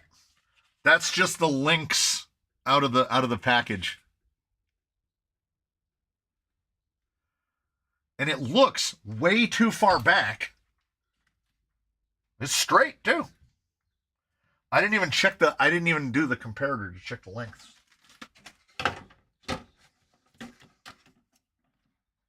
What? This doesn't happen to me. This doesn't happen to me. Look, it's right in the middle. My Jolly Green fell off its hook and tacoed the chassis. You can rebend aluminum at least once. Is that the new set of RC Lions? Yes. Yes, it is. Did I throw it away already? RC Lions aluminum alloy link rod, 313 millimeters, made in China. Yeah, RC Lions. And, as F10s are basically just AR-44s, do we imagine that our luck will continue to the front? There's no way, right? What am I looking for? Hollow balls. We have no choice. We've got to put some deluxe money into this thing. Because if you don't have the 10 millimeter hollow balls, your other choice is fish the damn spacers in there. And I would just, you know what? The day is already long and life is too short. Let's just buy the part. Now see, these are 20s. I knew 20s. Something with 20s. Hey, MKRC with a sniper shot. Who did he get?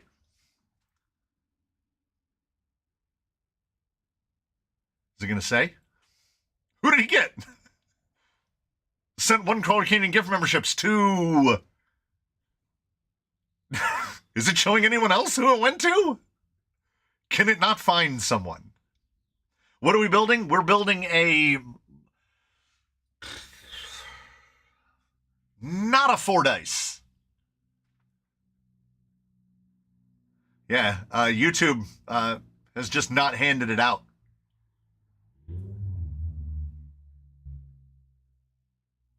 That's crazy. It's just floating out there in space, trying to find a person.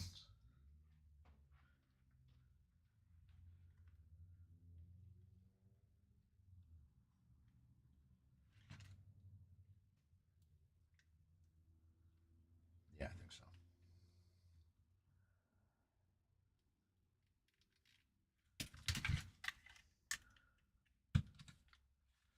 so. Gifted to the shadow realm. Yeah, YouTube for the last couple days, I don't know about anybody else, you click on a video. Yeah. Mr. Sumption. You click on a video and nothing happens, but then if you hit the refresh button, it just starts playing the video. Is it Fordyce or Fordyce? Fordyce. Like the medical condition, which everyone should Google. It's been long enough now. If you haven't Googled Fordyce, just go to your Google, search Fordyce. Just Google Fordyce. It's fun and nothing bad will happen, I promise. Speaking of hockey, I mean, we know we're going to win.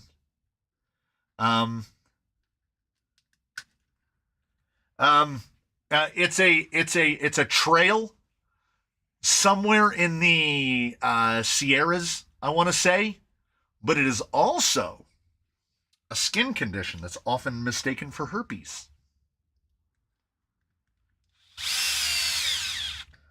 And the first search result, let me tell you this, is not the trail.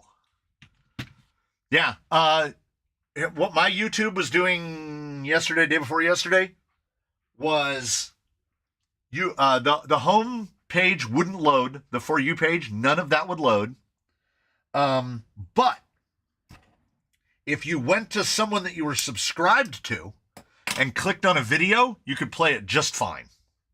So who knows what they were doing down there at the tube station.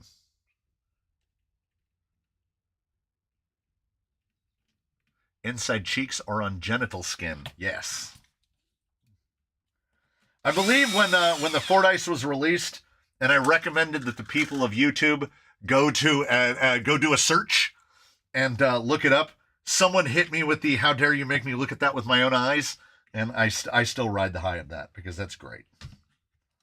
That's absolutely great. It's also just a terrible name for a vehicle. I don't care that it's a trail. Rubicon. It's a pretty good name. And also, the Rubicon is the point of no return, so it works on multiple levels.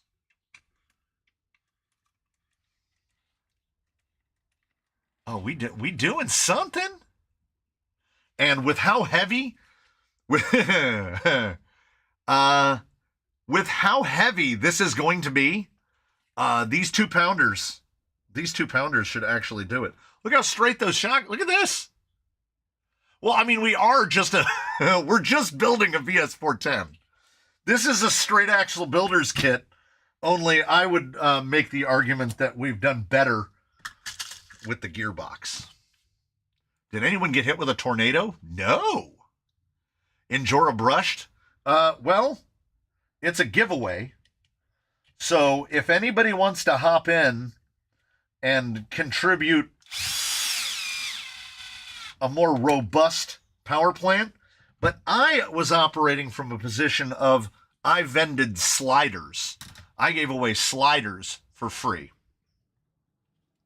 And now it seems like everything has electronics in it, and I'm kind of leaning into it because it gives me the ability to give away electronics that otherwise wouldn't be used. Like this one is getting a 45-turn Injora, which actually might be swapped out for a 35-turn Injora. I don't know. It's getting a good old Amazon 40 kg, and it's getting a now Legacy 1080 non-G2, the old-timey 1080, because I have a bunch of brushed speed controls sitting around now, because I bought a bunch of 10 BL80s. So the number of brushed systems in the Canyon is actually going up.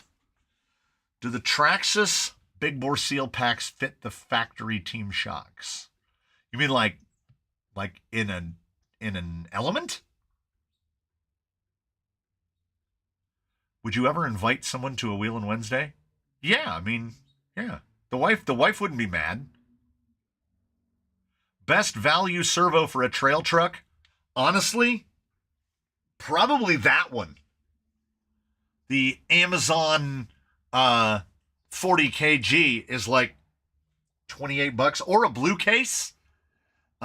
Most of ours are outfitted with the now grotesquely expensive, thanks to the tariff times. But this is what is in half the trail fleet. This is what's in Bruce. This is what's in, I want to say, Gate Rover, Jade, the A73s. When they went to the V2, these things hit like $60. I just swapped one into the Pickle. The Pickle just got one because it came out of Vanimal. What's the direct power equivalent of a blue case 45 kg value-wise?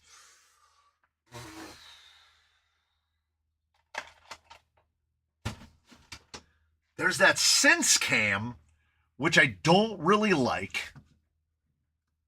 And then I just ordered a servo.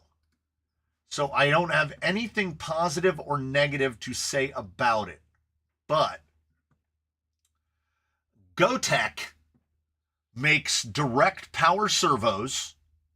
The GB6011, the GB5009 on Amazon, and they're in between 50 and $60, seeing as for whatever reason, Flash Hobby is becoming very difficult to get a hold of. I can't remember the last time I saw the 60 kg Flash Hobby pop up in a servo search. So I'm going to try one of these direct power Goteks because I have this curiosity. I have to satisfy curiosity. I think it just might be Flash Hobby because they do that same weird thing where it says 10 to 14 volts. 14 volts is not a thing, right? 3S is 12.6 and 4S is 16.8. So what's 14 volts? Who's running 14 volts? So I'm very curious because a bunch of the Flash Hobby servos, despite what voltage they say, and they claim 833 ounces, which is 60 kg at 14, and all of the specs are basically the specs of the 60 kg Flash Hobby Direct Power. So I'm hoping it's just the 60 kg Flash Hobby Direct Power. So I have one coming, I think it gets here Sunday. Do we get the review on the DS Power LP servo coming soon? Yes and no. Yes and no. Let me grab the, okay. Before we go any further, if you have any curiosities in your mind about how bad it's gotten here in terms of the workload that I've created for myself and everything else, this is how a number of vehicles are being stored. I will bring it henceforth.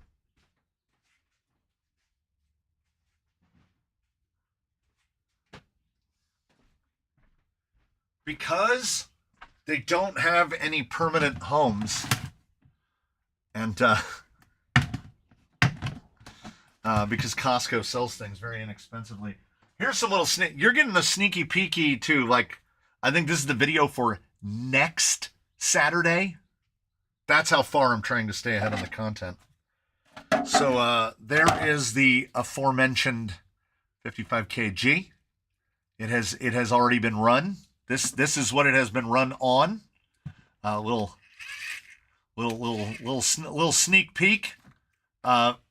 Soon to live in the great state of Virginia. So I'm not, like, if I decide to order another one, I will throw it on the tester and do that. But this one went in here because I wanted a servo that stayed below the shock tower. And you know what? It worked great. I have zero complaints. And this is what I'm particularly proud of. So you slide the back pins in like this. I'm going to make a stiffener for the back panel, and then you push it down like this. Look at this front end fitment with the bumper. What are we doing? Look at that. Like a little mustache. Yeah. So, there's that. That's where the 55 kg went. And these are stacked up like 5 high over here.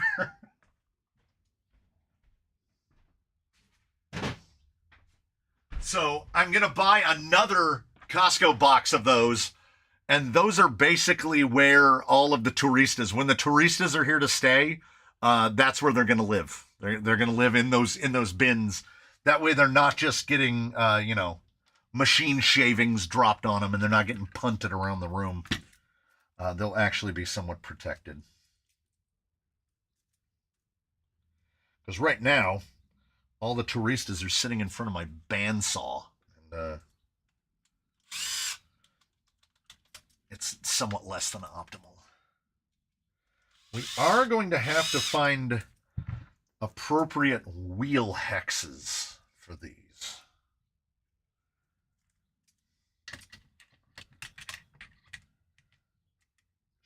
Another 16. No Link Olympics feels foreign. Like, how have we not had to make each link 6 times?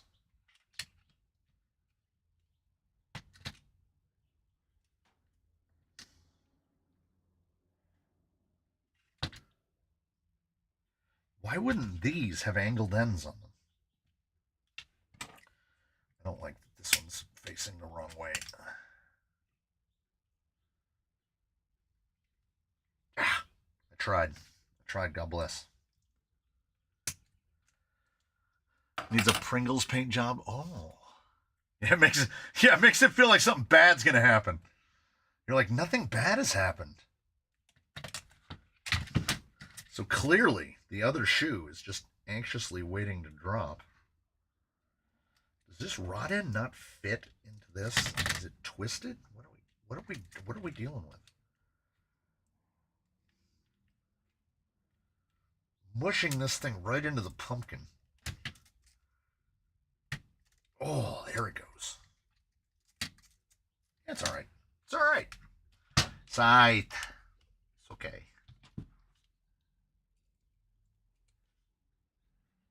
We're up to 55 degrees inside the building. I don't know. Oh, hold on. I got the book. What size screw, so that we don't blow up the bearing carrier? No. Front lower. 20's there. 20's there. Is that like the last thing that goes on? Where is this?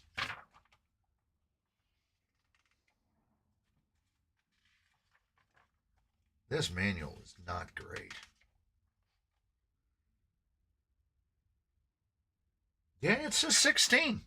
It says 16. 16 doesn't feel comfortable, but who am I to question?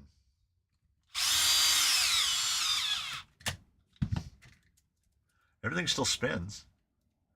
Pringles took off the mustache and now it's creepy. They did?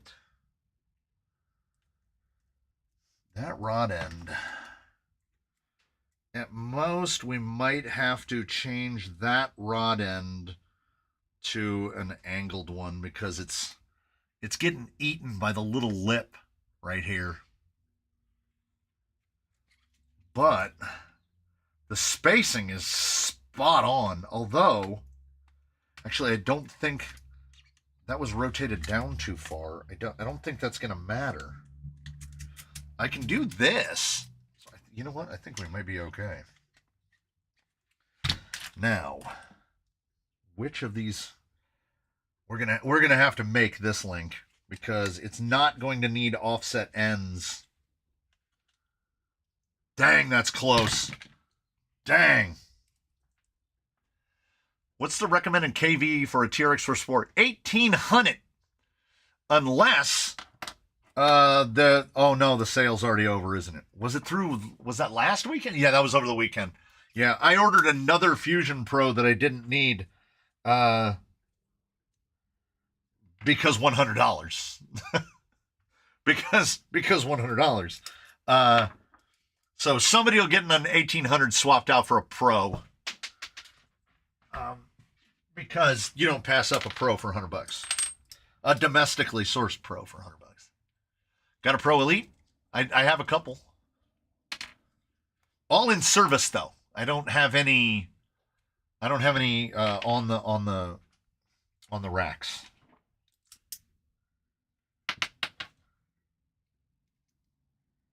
None in the spares. I still have the Hobby Wing 3530 outer 2200. That doesn't line up for shit. Well, we've only had to fight one link. I don't think I've seen the Pringles guy since they stole his mustache. If I see sales, I buy. Then I can look at how much money I save myself later. Yeah. That was my grandmother's life philosophy. Look how much money I saved by buying this thing. Have you done a Pro Elite 3S versus 4S test? Sort of unscientifically, in that I have run it on both 3S and 4S. The low speed control is such that here's the only situation I would be running 4S on an Elite. I have a mountain of gear reduction, like an actual mountain of gear reduction, like 80 to 1 or more. And I have a servo that lives on 4S. Otherwise, I would just run my Elites on 3S, which is mostly what I'm doing now. 4S to me is still a fairly limited application scenario. Most things, or you want all the speed and a rock bouncer. Yeah, like I have the 8 in RoboKitty. RoboKitty is full-time 4S, so that is 2300 on 4S, and it's great. I mean, it's a mini rocket ship, but it will also get you super low speed control. So I get it. But I think a lot of people are just very enamored with, like, how fast can I go?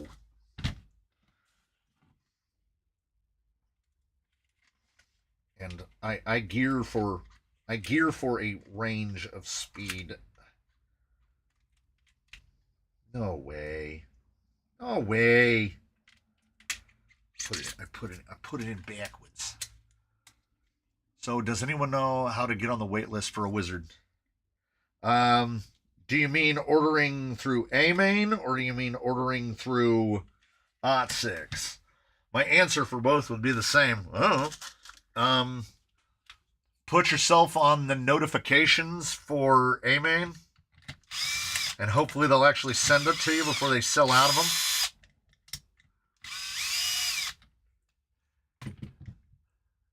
Also recommended changing to the 2-speed spur to also lower gearing. Oh, wait, here we go. I've missed a couple. Any thoughts on the Endura Rock Buggy cage? I have all the parts to throw it together. Do you mean the little R1 one, or do you mean the one that's like a big Capra? Because if you mean the big Capra one, then the big Capra one is great. The little R1 one is a little bit cramped. I prefer the Endura Big Capra to the actual Capra.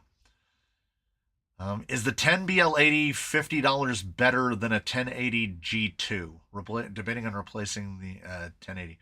I really like the 10BL80s. I feel like the low speed control is even better than it is on the G2. I really like the 10BL80 for brushed And moving forward, anything that gets brushed is pretty much only going to get a 10BL80. I don't really like the 10BL80 very much as a brushless controller. If I'm going to run an Outrunner, I'm going to run an Escape 32 or a Rhino. Recommended changing the 2-speed spur to also lower gearing on yeah. Oh, on a TRX4 Sport, yeah, absolutely, 45 tooth for sure. He still has a mustache. They removed his hair. That's kind of weirder. How you doing, Mr. C? Dropping by for a quick visit. I hope everyone's doing well. I enjoyed watching Mrs. C pit you this week. Yes, she did. She absolutely did pit me. And tried to claim that it was because I was in her way, which is the most... I make no apologies.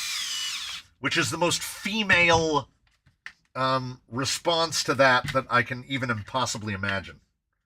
Well, if you didn't want to hit me, why'd you get in my way?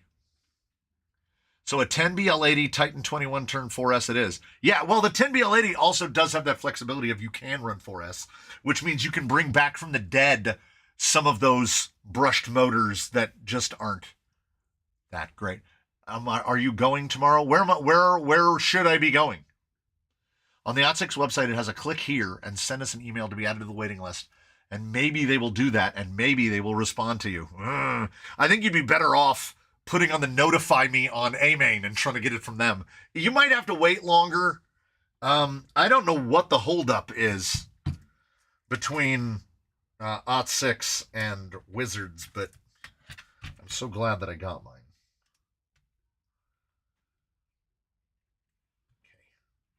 Hold.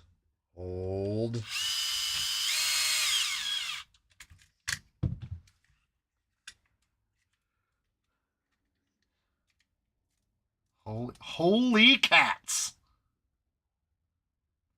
It might be. It feels like it's a hair forward. Yeah. So, this gets us to 318. So it puts us about 5 millimeters too far forward. And that's just going to come down to differences in skid.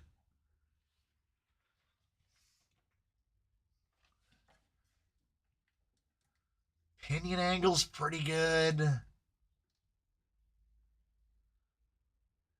The rear is perfect. Yeah, the front is legitimately 5 millimeters too far forward. Good pinion angle. 100% on board with that. So, we'll get a... Do you still like 90 millimeter shocks for the Coyote? Yes.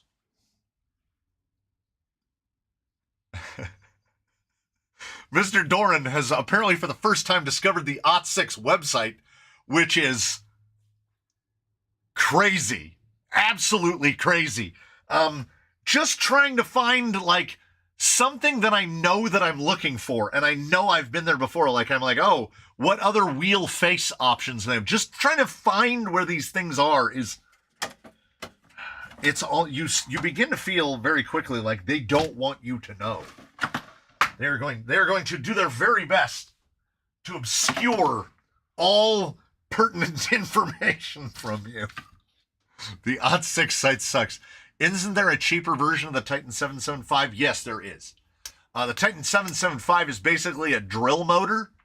You can basically just Amazon search for like that. Is it a 775 motor?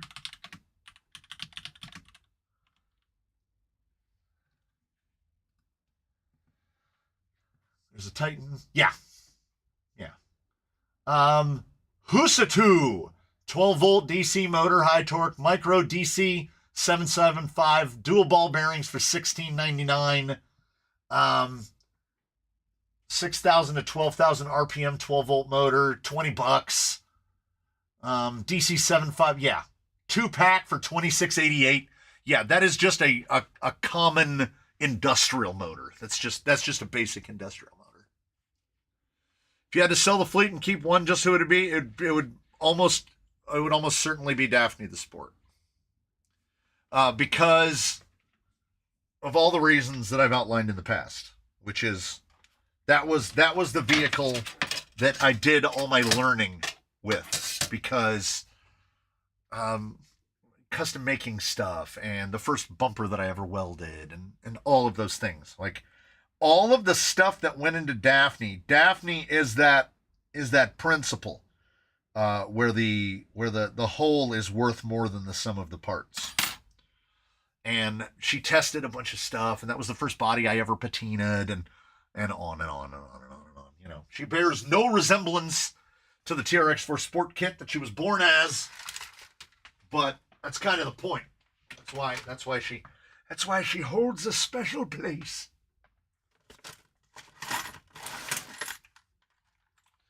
Let's see if we can continue a theme.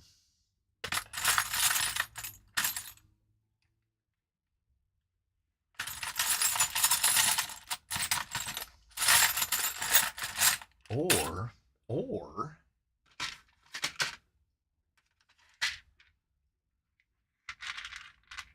what if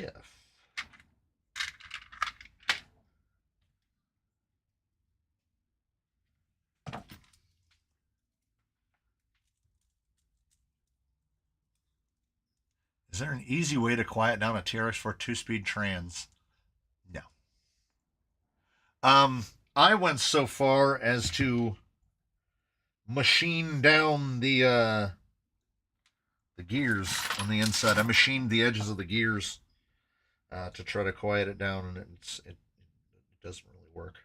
Okay, so we're not going to link Olympics. We don't need to. Wait, let me double check my hubris here.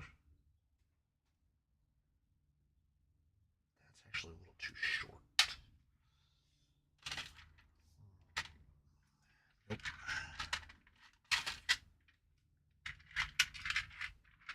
We gotta do what we gotta do. Nope, that's too long.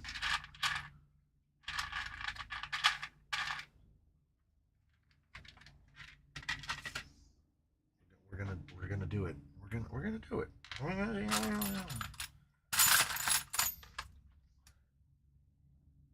So apparently something must have come in here and I disassembled that had, because these are definitely the same links. We learned last week you can swap out the trans and the axles and it'll still sound like a TRX4. Yes. All metal, all straight cut. Is what we're hearing you talk about Proline making bodies other than tucked after the first couple of years of disdain you had for Proline bodies. Proline bodies are not the same. Post Horizon buyout, some things got better. Most things got worse. Most things got significantly worse. They whittled away much of the market. They got rid of Duratrax. Companies like AKA got absorbed. A whole bunch of companies that made things, Exceed, Viterra, they all just disappeared, right? They got taken into a back room. They never came back out. Losi Plastics got better. Losi Plastics stopped being as frangible as they were before the Horizon takeover. Proline bodies got significantly better. I have in my life had multiple Proline bodies literally shatter on first impact. And the Proline bodies now are some of the best made bodies out there. They are, unfortunately, almost violently expensive. But they go on sale a lot for no reason at all. And that's nice. So I hold no ill will against animosity or animosity against Proline. And I can tell you in a fairly straightforward way why that is. Because I was in contact with a gentleman from Horizon Hobby with regard, he asked me some questions about some tires. And I asked him about the hammer and the chisel. I sent him back like a 5-paragraph email. It was like I was writing an essay for college. And at the end, I said, I would be remiss if I didn't request any information about, like, could you guys go back to making things like the hammer and the chisel? And he said, I would have to forward that on to the product development team because both of those tires predate the time that anyone in that company had worked there. So the customer service that I got from Proline all those years ago when my children were very small, those people are all gone. And I realized it's not a sports fandom. Proline is, I still won't buy a Proline shock. I still wouldn't recommend you buy most things from Proline. Their tires are definitely getting better. G8 compound doesn't seem to just completely rot out. Like the old, what was it, M2000 or whatever they called it, the compound that all of the tires were made out of before G8 became a thing, what they used to make trenchers out of and stuff like that. They would rot on the shelf, and early Predator would last a year, and the sidewalls would disintegrate, and they don't do that anymore. So they've clearly changed something. Do you have a link for the Ovonic 8000s that I use in the Camels? I will do an Amazon search and see if they're still even available, because Ovonic, all the battery makers, Ovonic included, really seem to have problems keeping things in stock. No, they're still here. Frequently returned because people are boners. Because these are only 50C, they cost the exact same as the higher C 6200s. Be aware, we don't need C rating. C rating basically means nothing to us. Haste. Yeah, I got them when they were on a little bit of sale, but $62.99, $31.50 each. Yeah, they definitely do it. And you'll see why. If you happen to click through the link to get to those Ovonics, you'll understand why they're $62.99. Because they got fake Deans on them, which means you need to solder your own XT60s on. And I looked, and it does not appear that they offer the 8000 in an XT60 variant. The 6200s look like they got, what, IC5s? And then the 5200s also have fake Deans. Fake Deans are bad. Bad fake Deans. What did I do? I took out two links and set them aside because I was like, I think we can build two front links, and we're trying to maintain thematic consistency.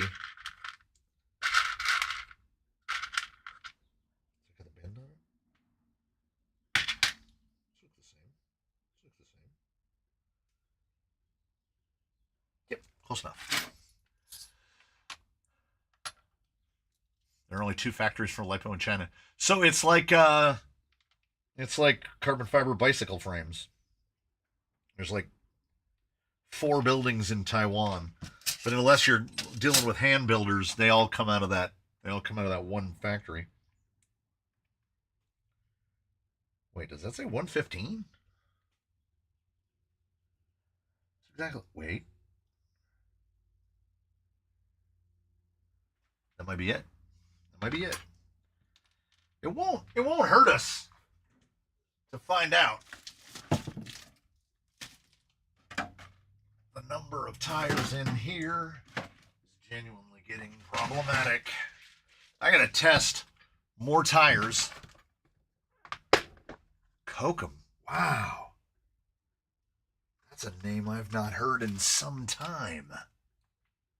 I think I still have a Kokum pack in here somewhere. I think it's in a radio.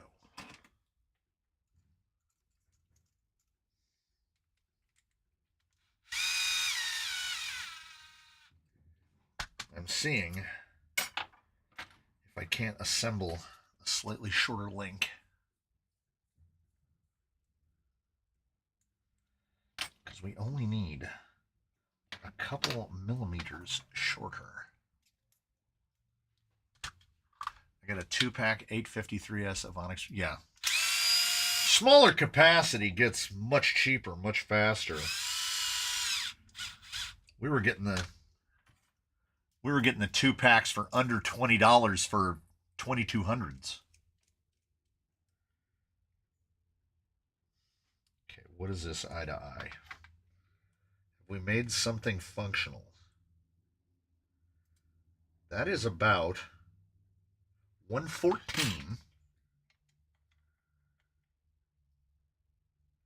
It might be enough. It might be enough. Bowlink. I'm pretty sure Bowlink is gone. If they're not, then I'm genuinely surprised. Bowlink still exists? Jeez. I haven't seen a Bowlink product in person. Has to be closing on 20 years.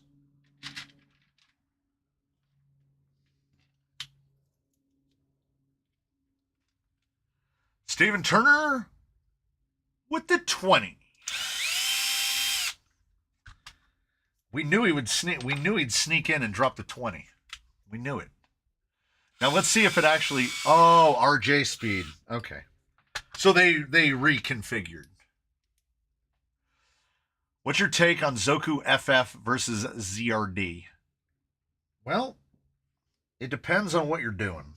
I guess is my answer to that. Yeah, this one's gonna go mystery 20.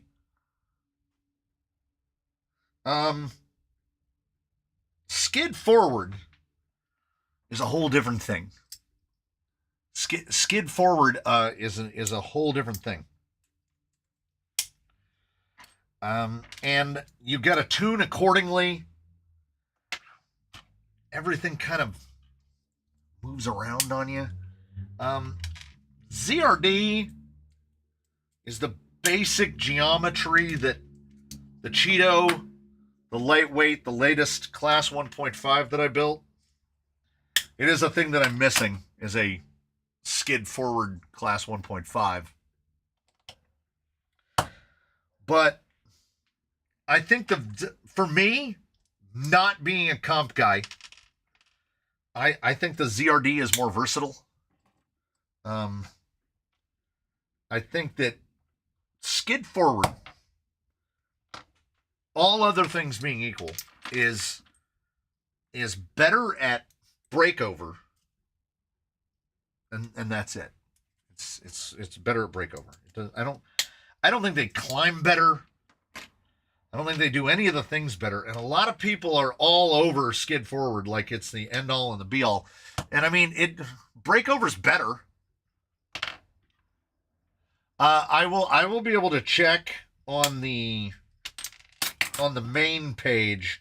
When I go to my analytics page, I will be able to see, like, if it's not running them in chat. We know YouTube has been acting up real weird for about 5 days now. But I feel like these will probably show up.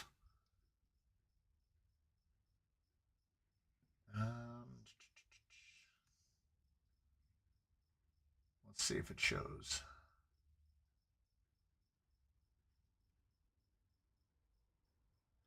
Yeah, it looks like they're all on here. Because rejoined 0 days ago, yeah, there's got to be at least 50 on here. Doptimus G, Dustin Fry, Mr. CV Dub, Jim's RC Fun, Tiam 4152, ZX2 Extreme. I don't know how many of these. I can't remember the last ones that showed up. Maybe I patched that fiber to the wrong port the other day. Yeah. No, it definitely couldn't have run out. It's showing me as currently having 450. And I'm pretty sure you can go above 450. If we go to, yeah, active members yesterday was 408. I don't know how many of, yeah, that seems about right. 52? Yeah, that seems about right. I think it's caught them all. What's up, fellow enthusiasts? You know, just toy car goofing. Break over the ratio between front and rear links. Breakover is, yeah, like you get the middle past and it's getting, well, you get the front over and it's getting this stuff over. So it's why we get the wasp wasted stuff. Look at like super classes and stuff. They go to the extreme. Now I will pull this one off. And we will see how much shorter did I actually go. That might be it. That might be it.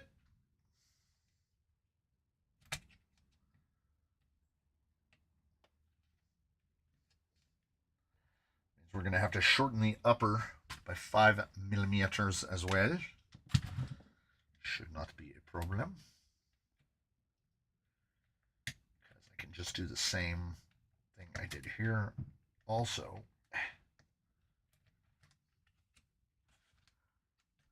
Mo Trapper, $20. You know that I can't be trusted. You know I'm gonna waste that on toy car crap and then give it away. Here's what you've done, whether you know it or not, Mr. Turner, Mr. Mo Trapper, all of y'all, Mr. Hurley, all of y'all. The man who I'm assuming has moved. Oh, I got a question, and there's a guy in here who will know it. Did you move to Costa Rica yet? I know. I have this, like, I would have thought I'd get a postcard or something, but I need to know if you've moved to Costa Rica yet. So all of y'all have created this circle, and part of it is the endless and inescapable imposter syndrome that dwells within me. So I'm like, I don't deserve any of this. And I don't have the room for it. So I just give stuff away. Because maybe people don't have, I push kits so hard, right? Like I'm like, everybody should build a kit. Or everybody should go out and buy an FMS FJ40, which will require more work than a kit. Because you have to take the whole thing apart, change a bunch of pieces, and put it back together. So I got my Amazon affiliate money 2 days ago. And blew it mostly on parts for giveaway rigs.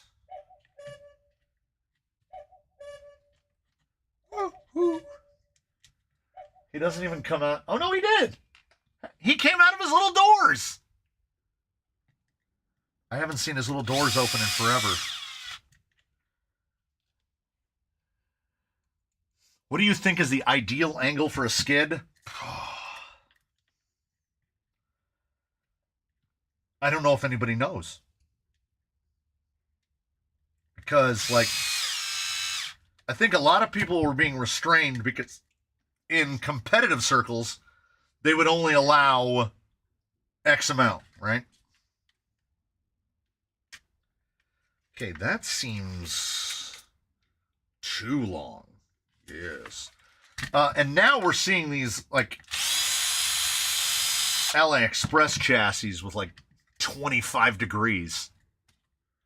And I feel like there's certainly a point of diminishing returns. Because on some stuff, even without 25 degrees of angle, you find that skid is just banging into everything.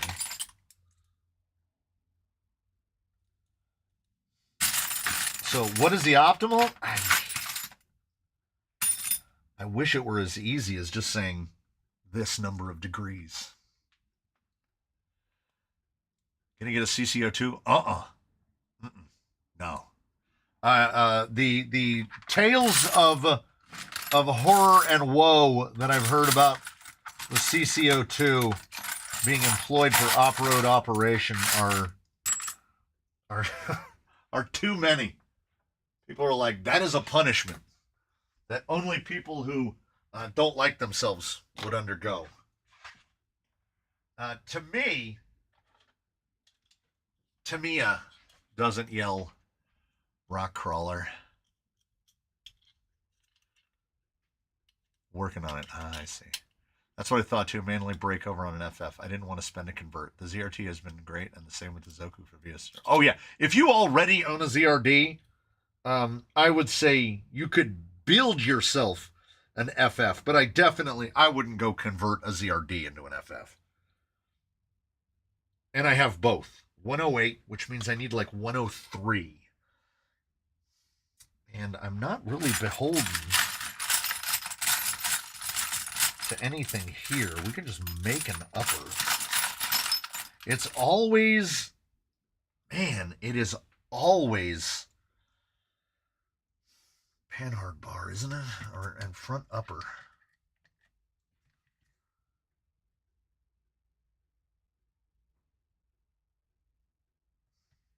It needs a slight curve to it. So what we might end up doing is taking a high clearance and putting it on sideways so that it will clear the chassis rail a little bit better.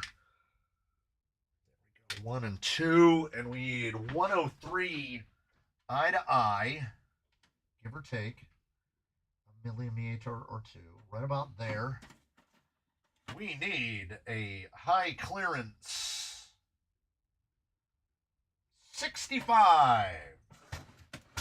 I don't have that. I've got a 60 and it's a wiggle, and I've got a 70. Nope. Of course you need a high clearance 65, and you don't have that. Do we have a straight 65? Yes, we do. Do we have a straight 65 that's a little thinner?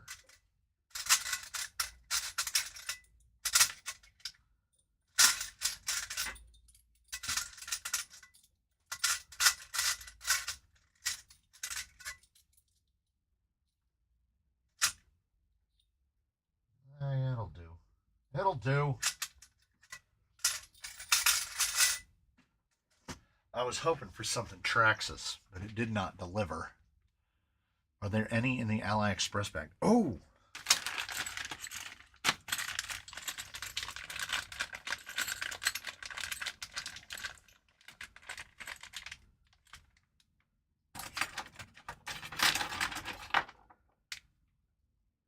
$50.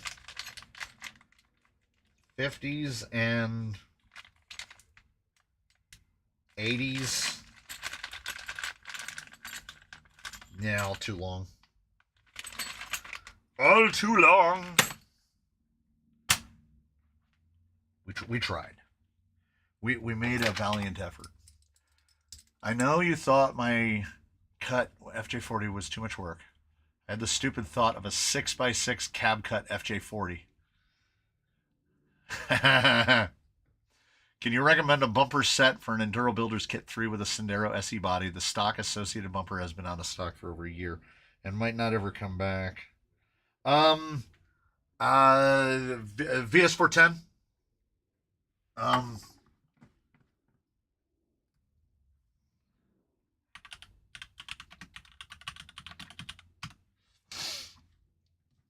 So you will likely need to trim you might. I don't want to say you absolutely will. You might need to trim a little bit on the front, but the rear bumper should fit pretty much like stock. The front bumper might literally try to just sit too high. Like if you have the grill installed. Also, before you go out and spend any money, I need to ask you a question. I need to ask you this. Did you break the pins off? Is that what happened? If you broke the pins off, but you haven't thrown the bumpers away. Baseline broke his bumpers off almost immediately. Okay? See right there? See right there? And then also in the back, broke them off as well. What you do is you sand them and cut them flat, drill them, and then you just take bumper pins from cheap Amazon bumpers. You can buy packs of the bumper pins for like $8, and then you just bolt them together, and he's been running like that ever since. Now, see, I don't think I could fit the Origin bumper on the front because I have the grill piece, and I think it actually comes up too high. But the rear bumper fits almost the same. Almost the same. But so long as you haven't thrown it away, you can just fix the bumper.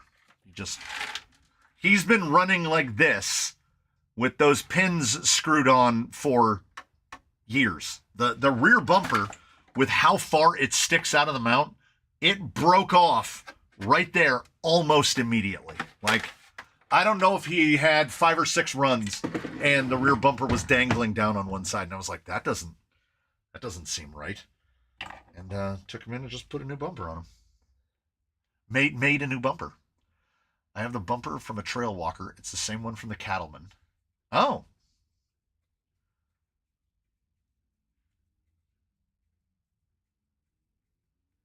Yeah, I've put the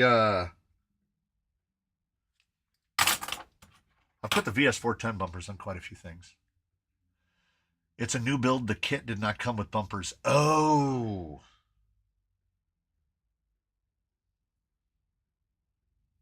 Went a little too short on this, I think. Went down to like 100.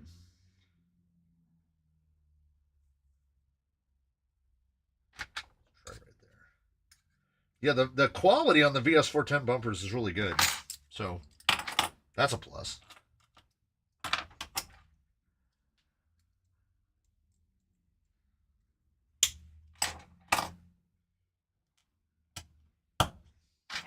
I mean, we're not going to get juice into it.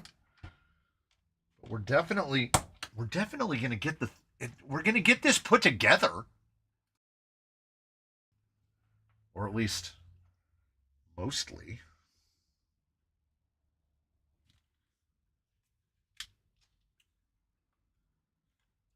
Is that a 20?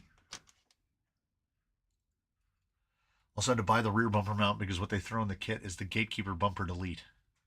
I have a harder time keeping a hold of the bumper deletes.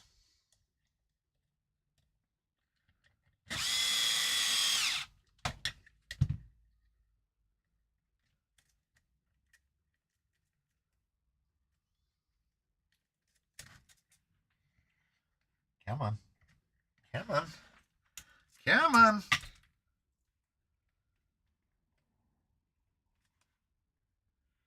That's 16.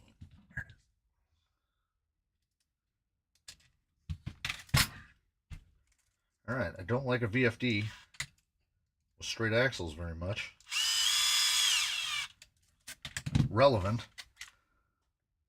Yes. Yes! That is my only straight axled VFD vehicle is my Zoku FF. I tried making one to a truck single cab. Man, I botched it. Excellent.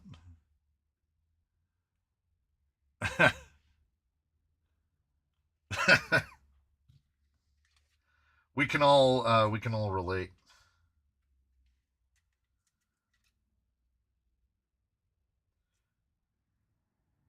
How in the...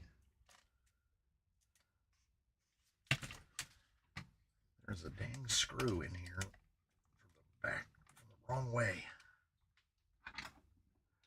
I ordered some brass to put on the front. It should get there Sunday. Cool. Should I get some nylon F10 axles or some Amazon aluminum axles? Now, do you mean real F10s? Or do you mean like Mias nylon straights? Because the only thing Vanquish on these two axles is the housings, is the plastic. There's no other Vanquish parts. I cobbled them together because the Vanquish price premium on axles is unforgivable. So, I mean, but I would say possibly neither. Are you talking about straights or portals? Are you working on an application that requires an offset front pumpkin? I'm working on a VS410 kit and bought the bumper set. Gonna test fit them on the Enduro. Yeah. You have a whole lot of three stainless terminal, all thread and stainless. Do you want? Oh, I mean, I could use some. Like what is motivating you toward genuine Vanquish axles? Like, what fitment are you working with that is what is called for? So straights. Okay, if the Mias nylon straights are basically these for $100. So this is why I am reluctant to recommend genuine Vanquish, because they're going to cost way too much. Way too much. What does a Vanquish F10 straight axle kit cost nowadays?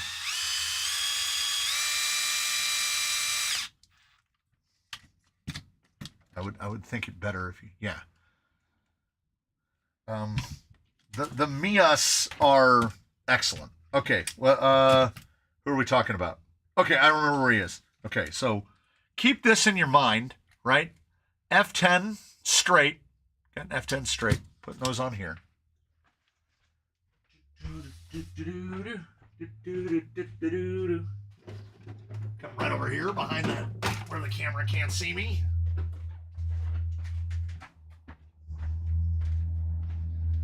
And this is a Mias nylon straight. The difference being here, we still have full travel stops on the axles. These have a good steer angle. These have a good steer angle. They don't have this steer angle. And they're double carbon out of the box. I mean, it's steer angle like a drift car.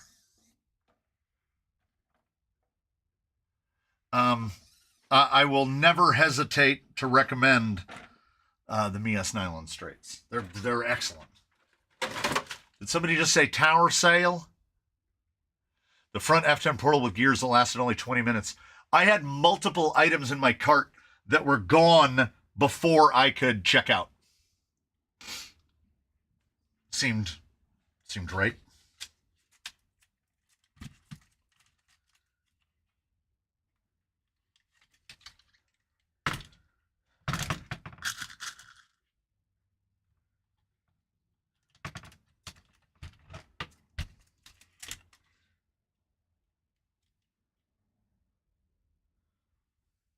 Just look at the book. Just look at the book.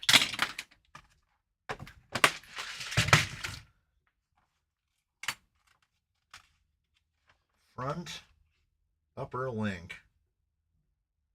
M3x20 at the chassis, yes. Okay, it's 20s. It's 20s. Can't remember everything. Has anyone ever had any experience with getting replacement plastics from Mias? I have not. I haven't broken any, I can't seem to get my Mias nylon portals to turn very tight. That's weird. Mine are fine.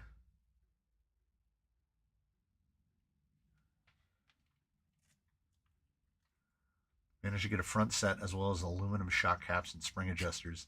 Yeah, some of that stuff was proverbially flying off the shelves. I don't know what it's going to do about the... Oh, okay. I'm going to give it a few minutes, and then I'm going to check the dashboard again. Because I kind of remember it was like 2 something extreme. I want to see if it's still the same one at the top.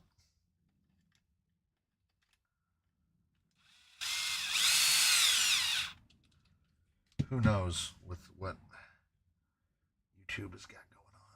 I think that's a 16 on that side.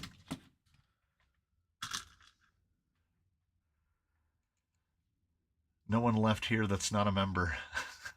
That's not how it works at all. I think this is definitely in the same realm of YouTube is having some genuine issues because almost every video I clicked on today, it would say this content is currently unavailable, and then I click refresh and then the video starts playing.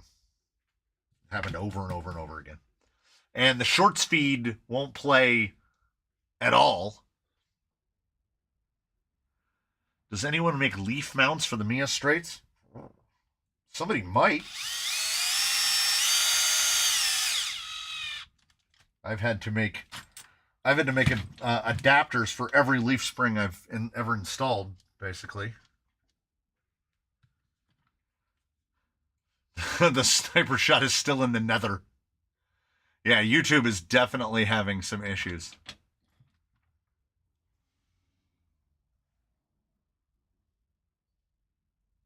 How are the red and Jora 90mm shocks for the Coyote? I don't know. Where they just hit the ground and I picked up the box. Yeah. I still have the Injora 90s still sealed in the plastic. It's on the list. It's on the list. Where do you guys get affordable leafs? Amazon. You can get like generic leaf packs that have the like shackles and the chassis mounts and the sets of leaves for like $15. But usually only in 120mm. If you need any different length, like if you're futzing with FMS, then you got to buy the FMS packs. I keep forgetting to remind myself to order another FMS pack because the two heavyweights are going to flip their leafs over, and they're going to need new leafs. Oh, Robert the Community Guard with the fine. I have this, this hope, this quiet hope in the back of my mind that all of a sudden it's just going to drop them all at once. Okay. We might have to... I don't think I lock nutted that. I don't think I lock nutted that. So it would be nice if it, filled these out. So that we're not like, where's all this going? So I had originally modified this to take the panhard bracket from an Element. And then, it's going to drop them all at once and lock the live stream up. And then I was digging through bins today to put stuff away. And lo and behold, a Vanquish panhard mount. Huzzah. Have I tried Hobby Park servos? I don't think I've tried a single Hobby Park servo yet. I just ordered a Gotek, but I don't think I've ordered a single Hobby Park servo because they are charging certainly more than Flash Hobby money.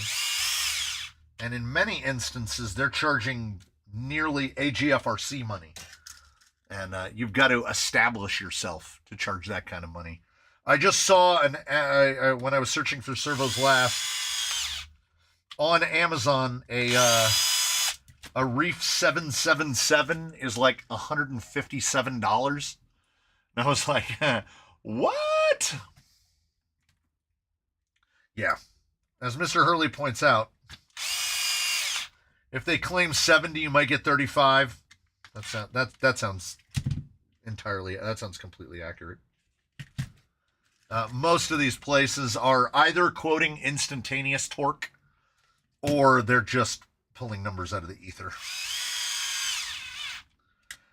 In all the testing that I've done, we've never met a servo that made 70 kg. Not one ever. But a lot of them claim it. They're like 70 kg. Okay. Panhard Cruise Lines. Right about there. Where's my skinny? How about put it in correctly? And we're going to say 95? 95? Maybe a little longer? 95? Yeah. Yeah. It's probably 95 to 97. Thereabouts.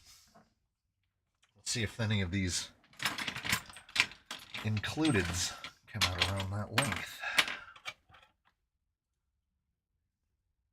I'm late again.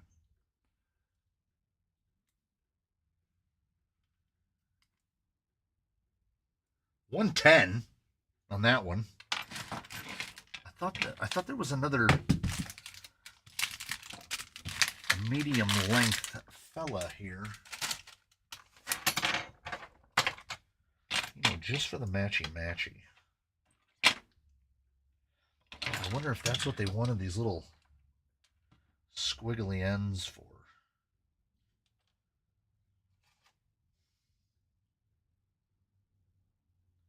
I think it is.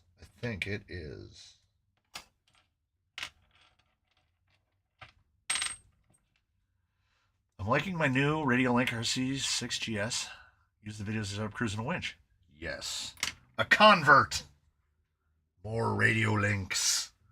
There are so many behind me. So many. Because I went and I sent an email to Jesse Yang. And I said, I heard there's a thing where you can upgrade your radio. And they were like, yeah, here's where you go on AliExpress, and you just have to put in like a code or whatever. And I was like, ew.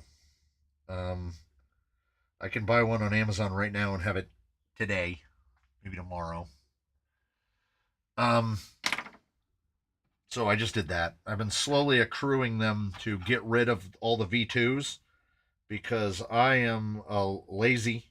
So lazy. And I want cruise control on everything. So I am going to be replacing V2 radios. The hot RC CT8A only lasts in 10 months. Yeesh. What radio would you use for four-wheel steer and a dual motor?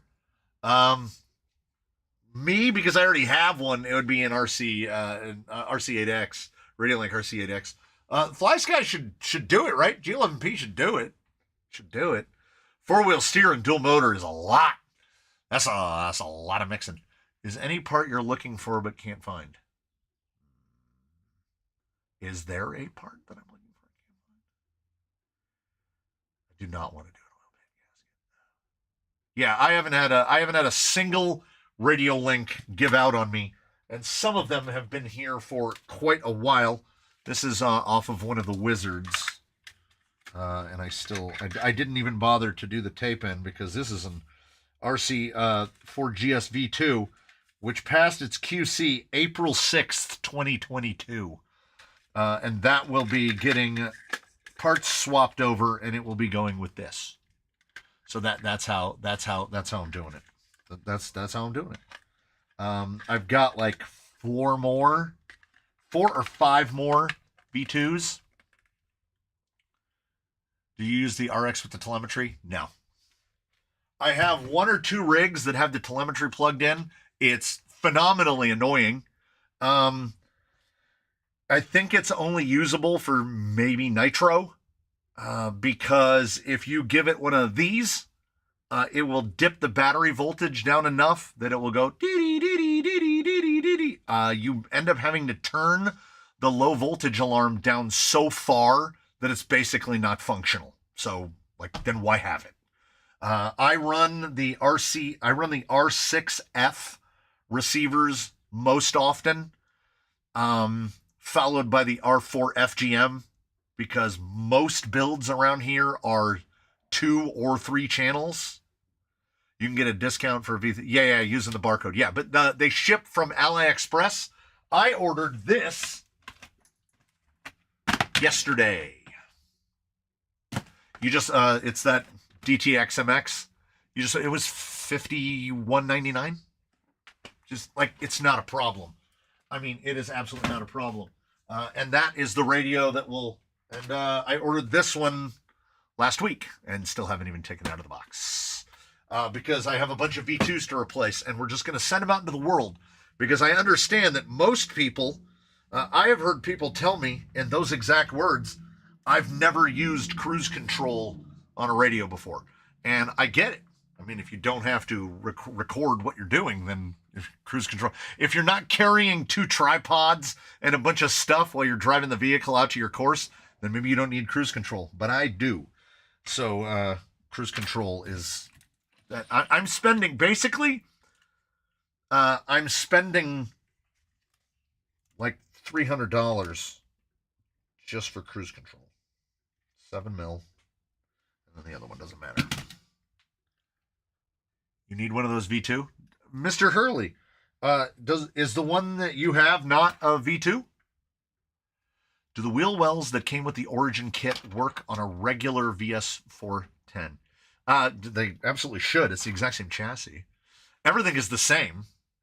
It has all the same little bolt points. These are Phoenix fenders. The Phoenix fender attaches in all of the exact same places that the classic fender does. They didn't really change anything. I think they're the same as the old-timey VS410 fenders. They've just got the holes for the derp. Which, I mean, is nice, but I wouldn't... I think it is, but I'm trying to get rid of my Turbo P32. That's what I forgot to mention! There was stuff that I mentioned earlier. I've probably gotten emails about it. I'll check them later. If you would like the headache of a turbo racing, whatever that one actually is, P32, P30, P32. If you want a P32 with a matching RX41, just let me know. Because now one of those V2s is going to Mr. Hurley. It's going in the box with that thing, and then he can pair a second thing to it, and then he won't have to use P32s anymore. Because I feel like that is a worthwhile contribution to the universe to not make anybody have to use a P32. That said, hey, would you like a P32? The wheel wells for the Origin Classic have integrated shock towers. That is correct. That is correct. They do. But I don't understand why that brings about the crying face when the non-integrated shock towers have 1 shock mounting hole. And the integrated shock towers on the Classic have 5, 6. What's a P32? It's that. It's literally right there. Do you not know of P32s? It's that.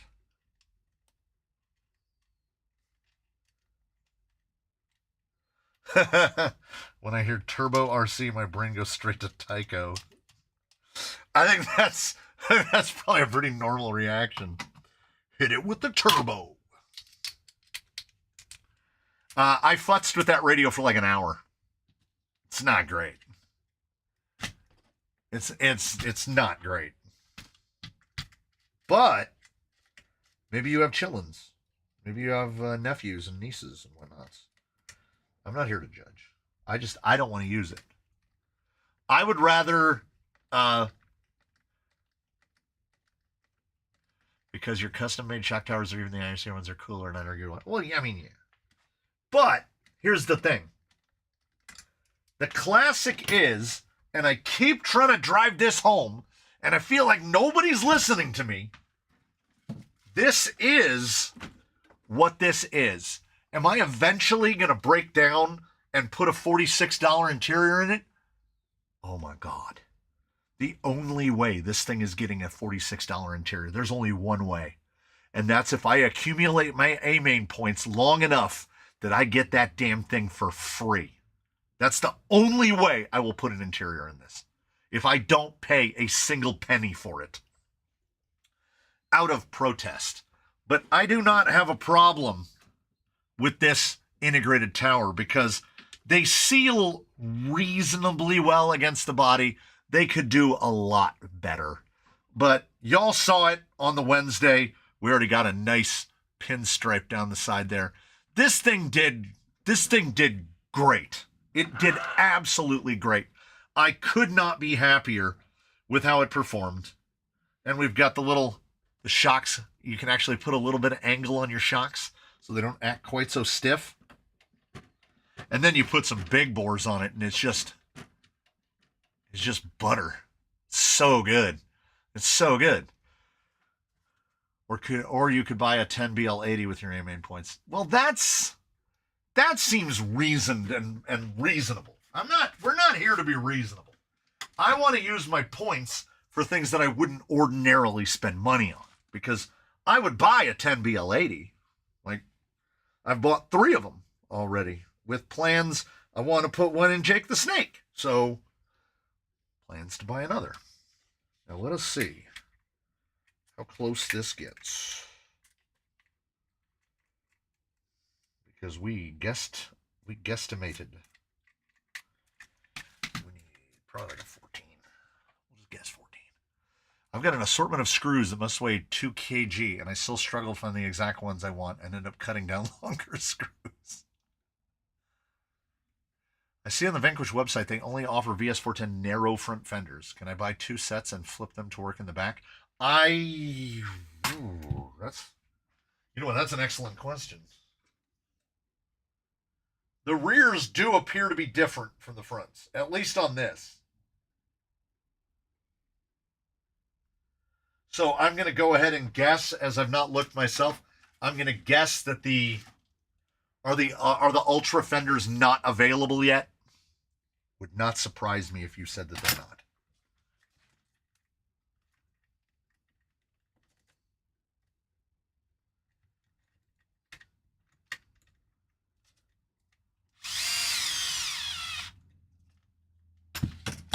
How close is that? That is stunningly close. I think it's a little short the way I dialed it. It's a little short. Well, is it? Is it? This can't be this close, can it? Shock tower to kingpin, 31 millimeters. Shock tower to kingpin, 31 millimeters. Ship it! Ship it! Last I looked, there were the old Lexan ones and no new bits. They have the Origin Classic fender set, which does include all 4 corners. Oh! Yeah. The only difference between the ones on the Classic is that it has the integrated towers and the derp. You know what? I understand. I understand not wanting integrated towers, but I am absolutely fine with them. I feel like if you're building this chassis, which is what we're building here, and we're putting those fenders on it, or we're going to put this body on it like we're going to do with this one, this is not a rock-slaying beast. This is mixed use, multi-purpose. So I'm absolutely fine with the availability of the shock mounting positions. They did it in a way that I would argue is better than the way Traxxas did it. Kind of fine with it. Is that drive shaft going to hit that lower link? I don't think it is. I don't think it is.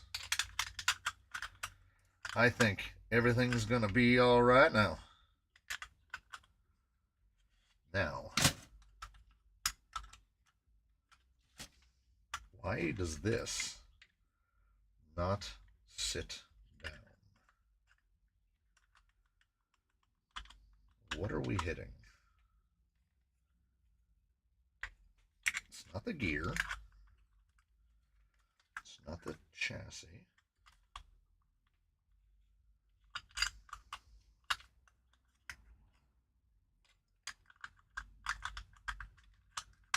I'm about to just say no gear cover. And no gear cover is what I'm saying. Easy, solved. Can I see the big bores mounted on the Origin Classic? Yeah. So at the top, I am using, is it brighter over here? At the top, I am using the, nope, that's not any brighter at all. I'm using the hollow balls from Deluxe so that they have a little bit of pivot in them. And then I'm running the stock plastics, and I just slapped on gray fronts and gray rears. These are Element grays at both ends. And I am in uppermost rear, forwardmost hole in the rear, and I am at lowermost rearward on the front. And it runs great. It really does. And aside from the dumb name, the pin thing works. And there we've got Fusion Pro, a 2-speed. Got the Mias 2-speed back there. 60 kg, which the 60 kg is probably going to get changed. Do you think you could fit the plastic big board caps? Yes, I do. I absolutely do. Yeah. You certainly could. Yes.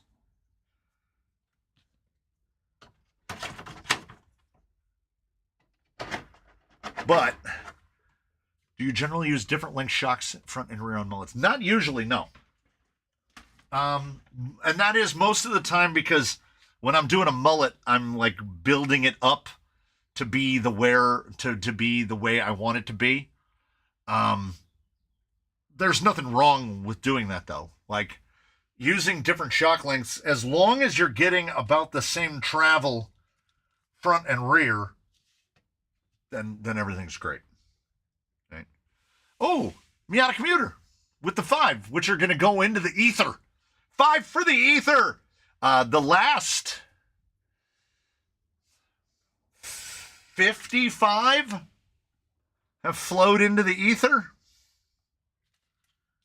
It's all going to come through all at once. Oh, wait, I can check. I can check and see if any of the others came in yet. Got to go back to the dashboard. Nope. It hasn't gotten the last like 55 because it still shows ZX2 Extreme as the last one, joined 0 days ago. Jim's RC Fun, Mr. CV Dub. Yeah, the same ones on here. Yeah. YouTube be YouTubing. It's not perfect. Oh, you know what we didn't do?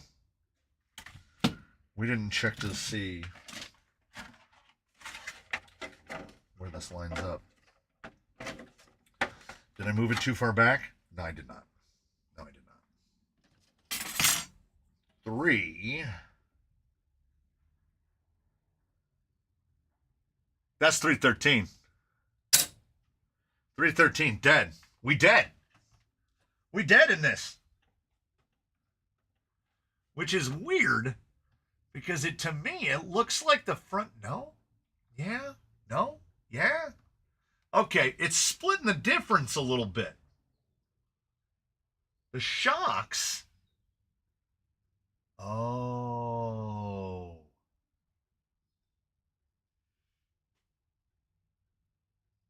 I see the problem here.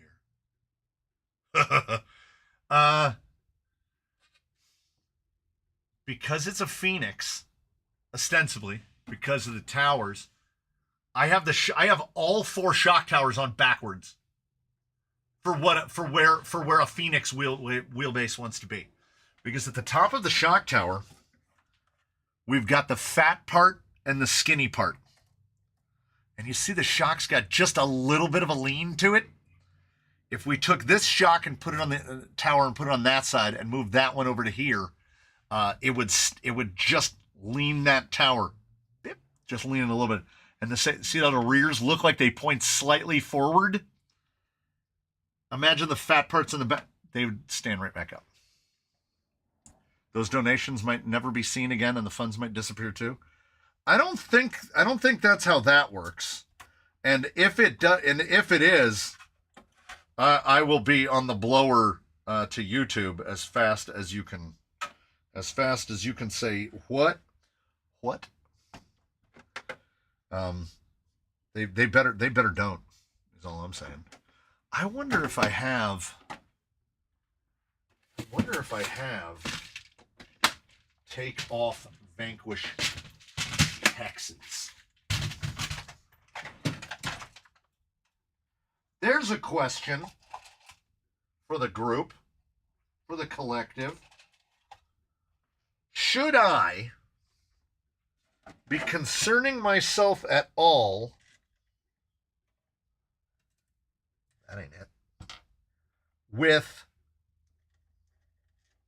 things like inserts.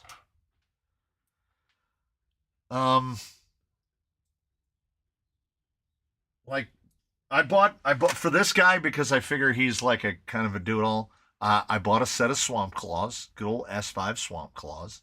I haven't really determined what I want to do for a wheel. I was hoping it would just like come to me. Like I would see this more put together and I would think that's the one that I want to do. It hasn't happened yet. But that said, were it you, would you just load it with stock foams? Oh wait, we gotta start this over. Okay, this is me checking. This is me just checking to see. Well, no, I mean I'll know. I will know. Right? There should be like 100 gifted today. You go to this fan funding. Okay, so at the start, Brian Morrison sent $20. Jimbo did 10. Mr. Hurley did 5. Andrew Moffat sent $25. MKRC with 1. XJ Benjamin with 20. Dustin Fry and Aaron Schmidt joined all on their own. MKRC Builds did a 1. And that was the first one that just went into the ether. Then Steven Turner with the 20. Mo Trapper with the $20. Steven Turner with another 10. Robert the Computer Guy with 5. And Miata Commuter with the 5. So that is 20, 30, 40. That's 41. Okay. And number that showed is 36 plus the other 2. So that's 79. 79. And I will be able to check this in analytics. There is obviously the delay. Oh yeah, I should. You know what? I'm going to go back to that. Go to this. And I only need it from the bottom. I only need it from here. Right there. There we go. It should have a screenshot of that. Hey, and Whiteboard RC with a tenner. Then we go back to this. All right. Yeah, save that info for sure. YouTube. What are you guys doing? What are you guys doing? All right, this should actually be fairly simple and straightforward.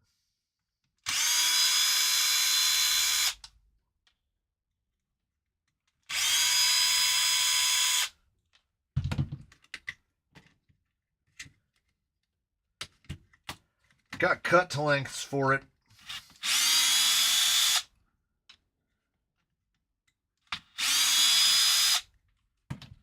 I remembered having to move these. I actually started to remember because there's the holes in the front fenders and the holes don't line up. Well, they do. They line up with the holes as they are now. But when they're mounted on a Phoenix, the holes in the shock towers don't line up with the holes in the fenders.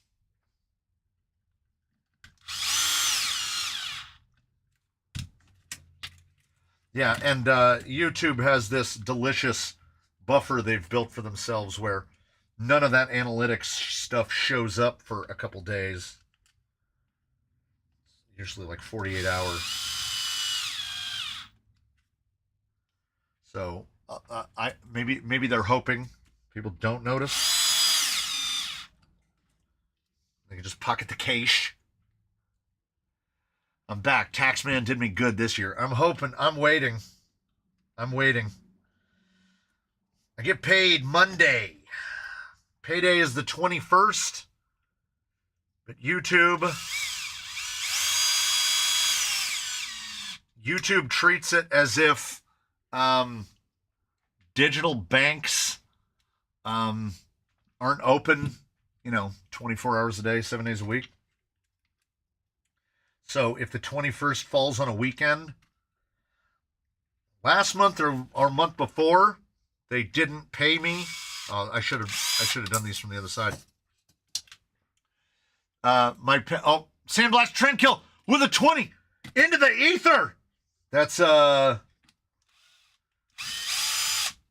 61 that we've got to track now. Catch all and got to go shoot some pool. That sounds fun. Yeah, with the 20. The Sawtooth lives again. Well, it's going to be a really weird Sawtooth. Like, how are they going to treat this? Like, do they retro it? Like, how are they going to do this? I don't know how they're going to do this. What I was going to say is I'm waiting to do the taxes. A couple of you are going to wince when I make this statement. I'm waiting to do the taxes until after my Google check for the month is in, because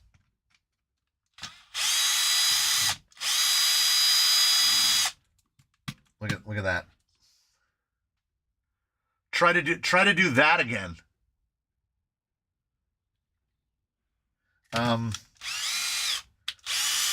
Would you like to take a guess as to what my withholdings I have on my Google check? You know what the number is. You know that number is 0. There's a very good chance that once this, whatever this is, combines with what my wife does, my whole Google check for the month of January is going to the government. Because what do they say? 12%? Oh, hey, look. Thompson Zoo just got one. But just him. just the one. Do you have to declare the Google thing? I get 1098s as a non-participatory employee. And I think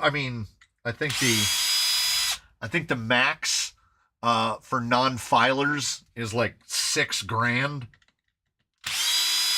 I can say fairly comfortably that I make more than 6,000 in a year on YouTube. I'm not saying that I don't love what I do, but if this was making 500 a month at this level of effort, I don't know if I could do that. So I ordered the RC4 Scottsdale body and some shrink mounts. Looking for a VS410 straight axle. Anybody got extra? I'm building one right now, so this one's kind of off the table. So instead of Link Olympics, it got shocktastic, as we had to flip all the shock towers around. Because the shock towers have body mounts on them that don't do anything. Yeah, there's actually... Isn't YouTube more of a long game? Yes. You got to be prepared. You got to be prepared. And this is why people begin to make content on this platform and then they stop. Because everybody wants overnight celebrity. They want maximum return on minimal investment, and that's not how any of this works. I cannot fathom the Jobby guys. I don't know how ExoCage does it. I honestly don't.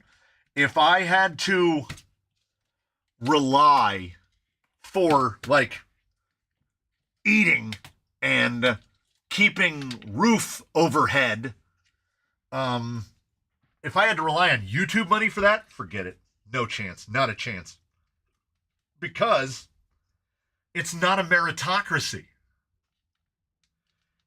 There's zero meritocracy in the YouTube sphere.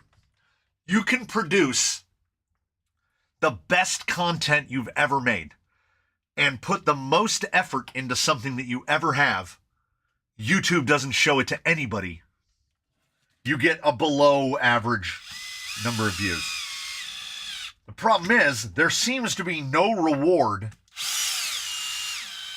for quality, for regularity of uploading, for any of it. Those who use YouTube as a full-time work far more than I do the first 5 years, and I log about 78 hours a week. Yeah. I would say I've got this down, like it's reasonably refined. Like this is my third, fourth, fifth? How long have I been doing this? 2021. So I guess it will be 5 years at the end of August. And I've got it drilled down pretty good. I have no illusions. I zoomed back out too far. I have no illusions of like I'm gonna make the big time. That's not why I'm here.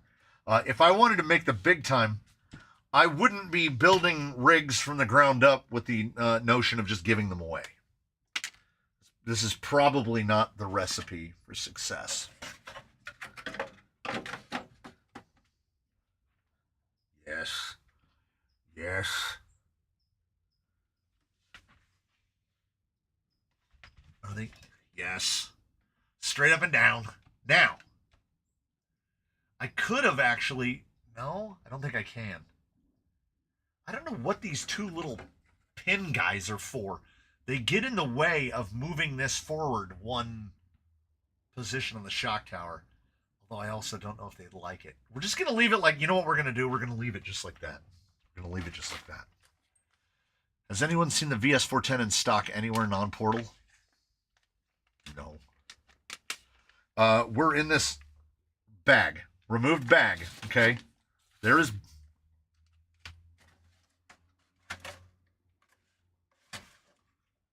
Where are those two screws from?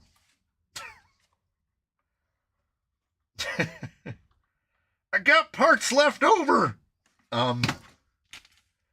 Removed bag. Second bag. I never think to look at Vanquish bag. And inside this,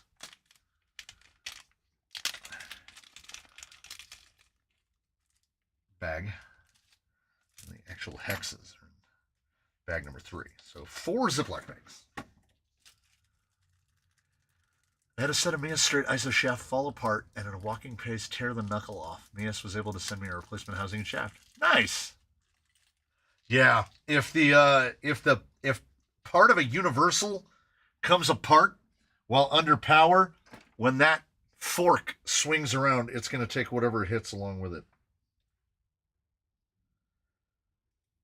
I broke a, I bent a, I almost oblivionated a gearbox. I powered it up to test it, and the one end of a cut-to-length was attached, and it flipped up, and then when it spun around, it hit the chassis, and it just twisted the outputs on it because all of that torque went directly into the chassis. More often than not, whenever I hear stories about, you know, people like guys like it turned into a grenade right before my eyes, I'm not discounting that kind of stuff doesn't happen, but I am saying that it is fairly rare, and certainly more often than not, I would say, as a matter of fact, in the lion's share of instances, everything in this building that breaks, I broke it. I fried that. I fried that power unit for the lights. Killed it. Killed it dead. Pixies came directly out of it.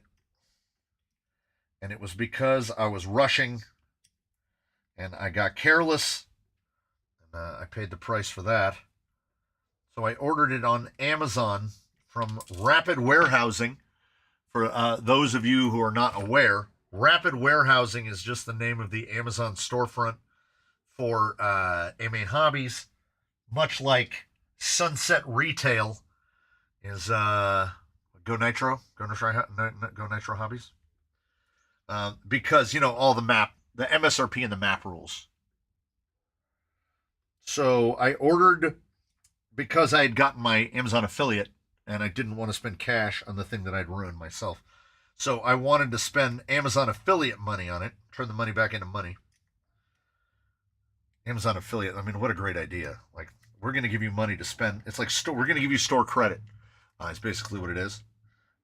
So I found it on Rapid Warehousing for the same price as ordering it on Amazon. I mean, on AMain. Amazon AMain, same price.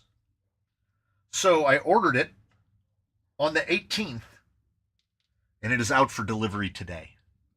So can someone explain to me why ordering from fake AMain is faster than ordering from regular AMain? And no, it is not. Wow, it's $320. Holy cats. It's not Amazon fulfillment. It's shipped from Chico, California. Oh, these hexes are going to be great. As long as the pocket on whatever wheel we go with is not too deep, an $8.99 set of Amazon hexes that have been sitting in that drawer waiting for this moment. And you want to talk about selling you a belt and a suspenders. They send you 8 set screws. They send you 2 set screws for each one. And a set of wheel nuts. So I will get this one up. Like, it'll appear in a video at some point. I recently had one of the Boom Racing Kudo shafts come apart. The set screw and the joint loosened up and the pin slid out. Might want to check yours. Yeah. I've had a couple drive shafts come apart in that exact fashion, and I'm like, again, I don't think that has anything to do specifically with the drive shaft. That's me not checking on things. I mean, how often are you like, checking to see if there's any slop in your drive shafts? Okay, we're just going to have to fabricate a drag link. And we should at least, for the joy of it, what I'm going to do, I'm going to put this back in because it kind of stiffens up the whole rear end. But what I did over here, which I did because I thought I was being smart, I cut it back so that you would be able to get the drive shaft on and off easily, so you don't have to try to snake up through the bottom to get the drive shaft on. It didn't occur to me that, yes, I was indeed going to put a motor in it. So I will cut the other side out the same way. I had thought about just omitting it altogether. And I mean, I could just be lazy. Just not put it in. Okay, everyone, I am done. I wish you a nice one. I'm gone. See ya. Green Warrior is out. So, what do we got? What do we got on a wheel? I also ordered a set of Mavericks. I thought about getting Klingons, but this didn't, oh, they're non-Nylox. You know what? Be absolutely fine for right now. But I guess just speed control there. I don't know. I'm either going to find or cut a tray to go next to the battery. But I could leave, I don't know. Like if the tray's cut that far, you can't really fit a big pack on it. I'm talking myself into being lazy. Yeah, I'm looking forward to the coffee drink today. I'm still at it, by the way.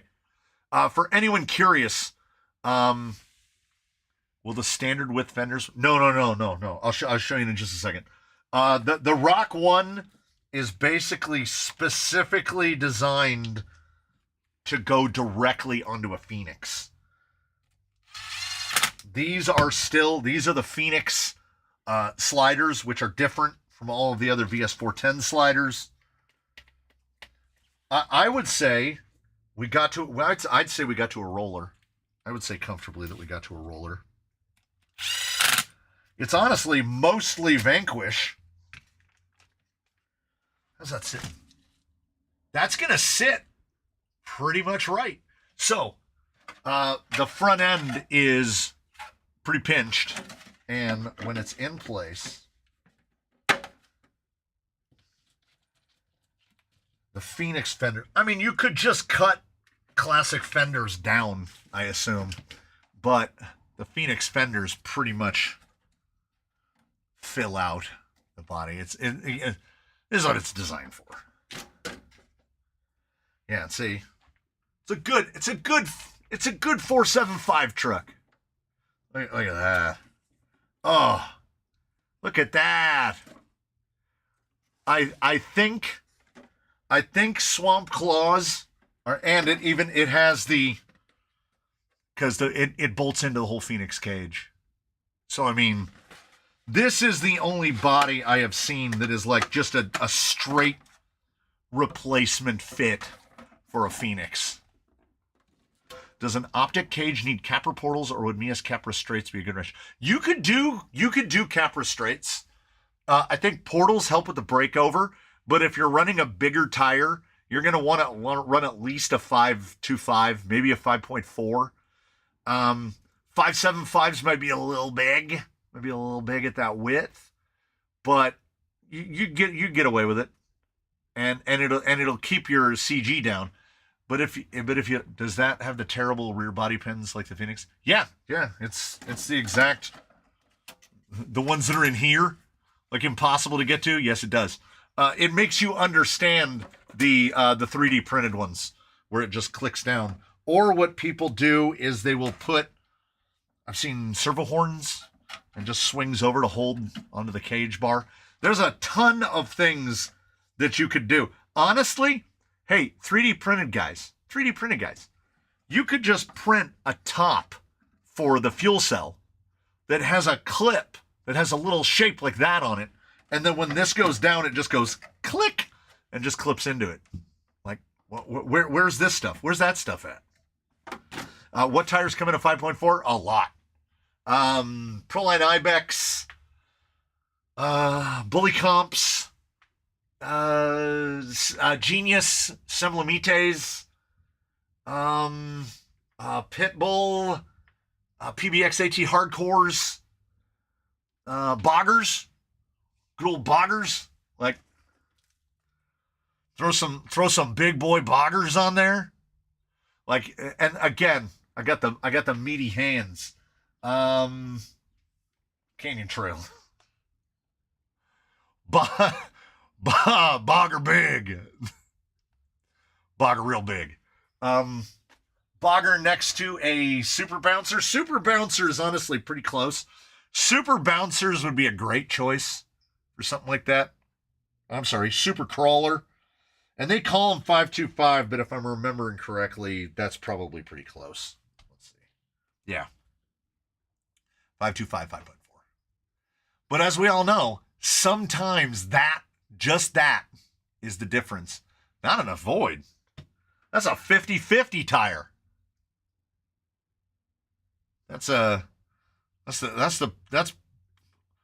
These were some of the better Crawler with a K tires that we've seen, if not the best ones that we've seen.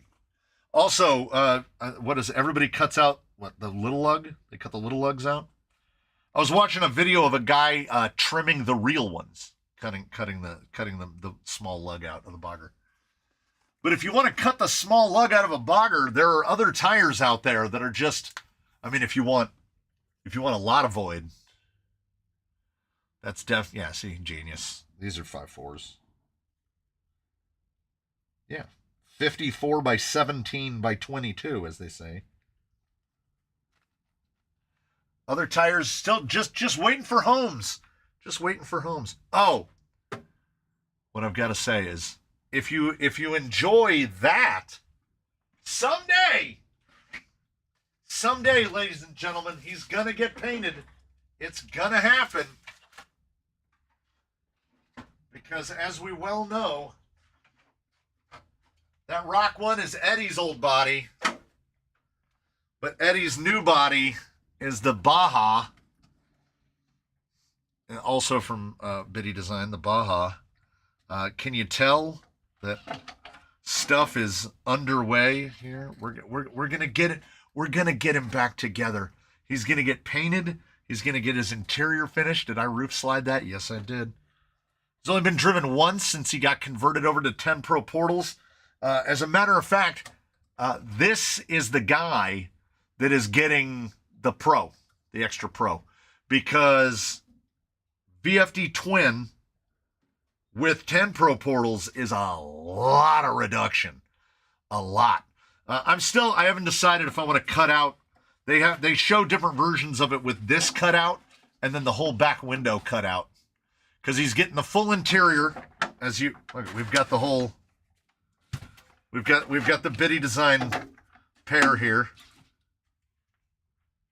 I like that flared out R look to it.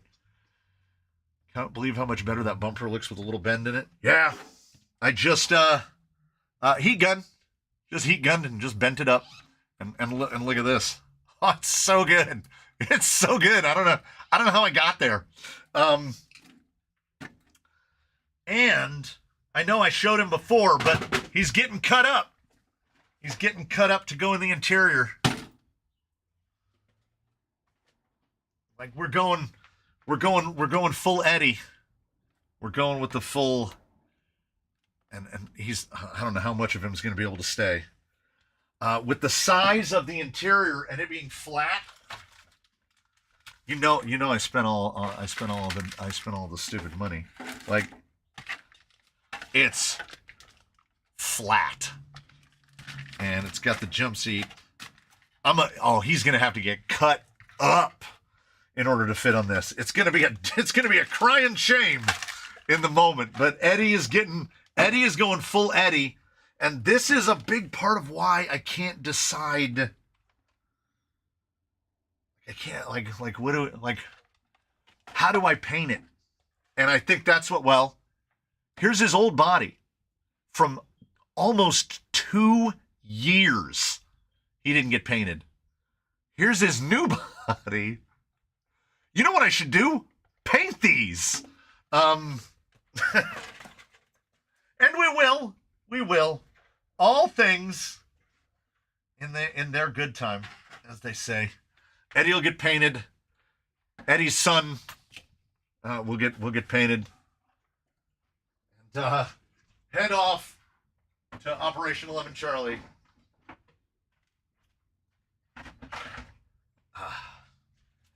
But it's not even on the whiteboard.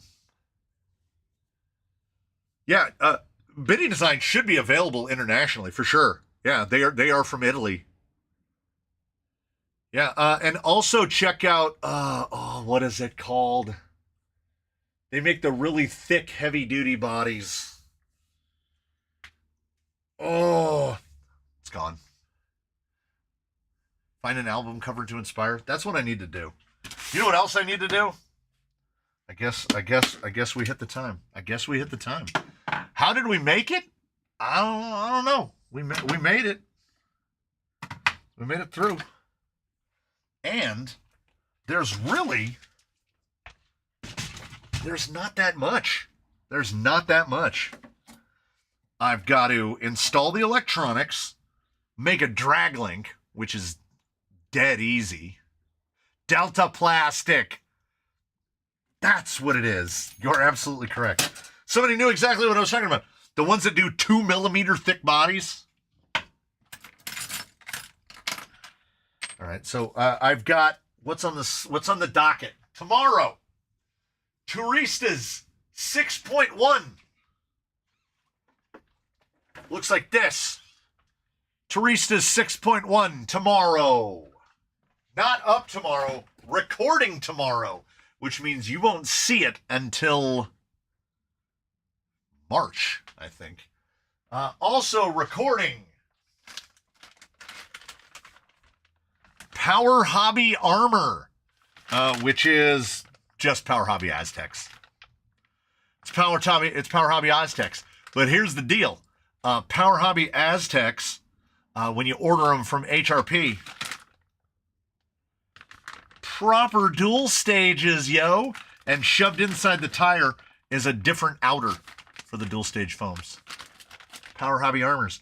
I'm hoping to mate these with silicones and run them on the wife's rig. They just have to not suck. And they will be going on Jade because 475 razor wires on the operational limit Charlie build. Look, I'm throwing out money, but I ain't got that I ain't got that kind of money. It's getting S5 Swamp Claws. Although it looks pretty good on Klingons. But I'm thinking what I ordered was S5 Swamp Claws. And we'll see. I mean, I've got options. We can move some tires around. I do have Rock Claws. I feel nervous about giving away anything with a sidewall that thin, though. Somebody's gonna rip that tire apart. Yeah, I think the body says Swamp Claw. The body looks more Swamp Claw. And we'll figure out how it's gonna get painted. It's got kind of the spirit of Bonk, you know, the one that I made for my buddy, and then his brother stole it from him.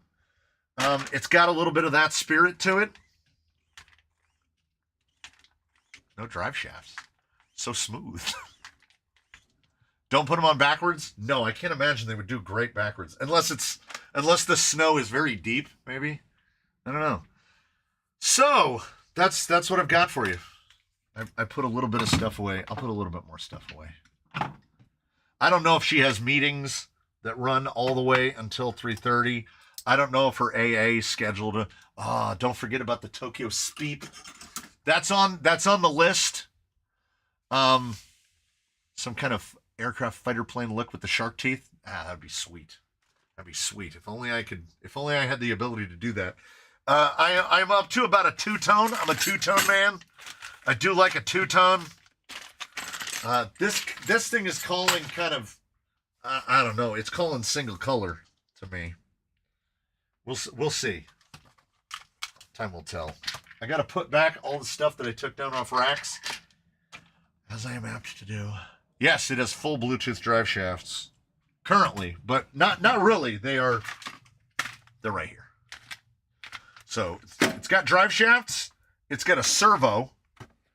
It's got a speed control. Motor is already installed. It's got wheel hexes installed.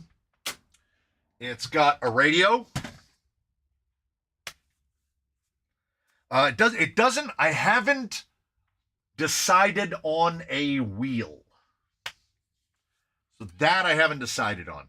And maybe I paint it first.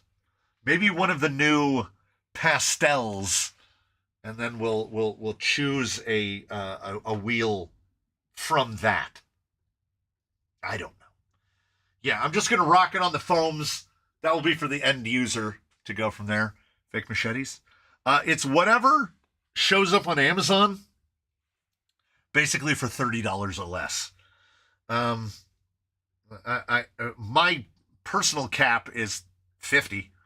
A set of rims should be $50 or less. And the last 3 or 4 sets I've bought have been trials. So I've been pushing that spending limit. Because, you're talking 43, 46, 48 a set. Rainbow oil slick turbines, always. I don't think this guy calls for deeps. Oh, hold on. You sparked a memory. You might have it. You might have it. Whiteboard, you may have gotten it.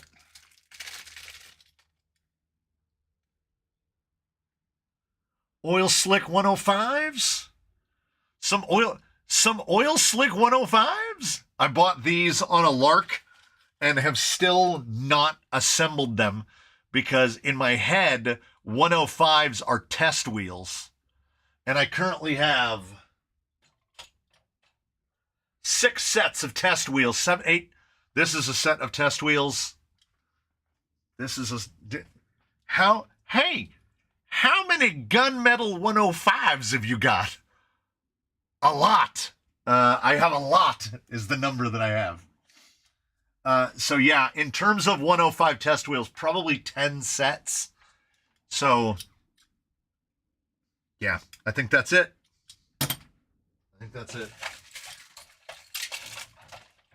Got the hardware bags. Ba, ba, ba, ba, ba. I would never have remembered how many different shades of 105 do you got? I think I have them all. I think I have them all. I've got gunmetal. I've got gunmetal. I've got black, orange.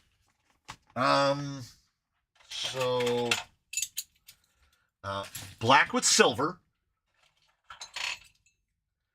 Oh, those are 8-hole.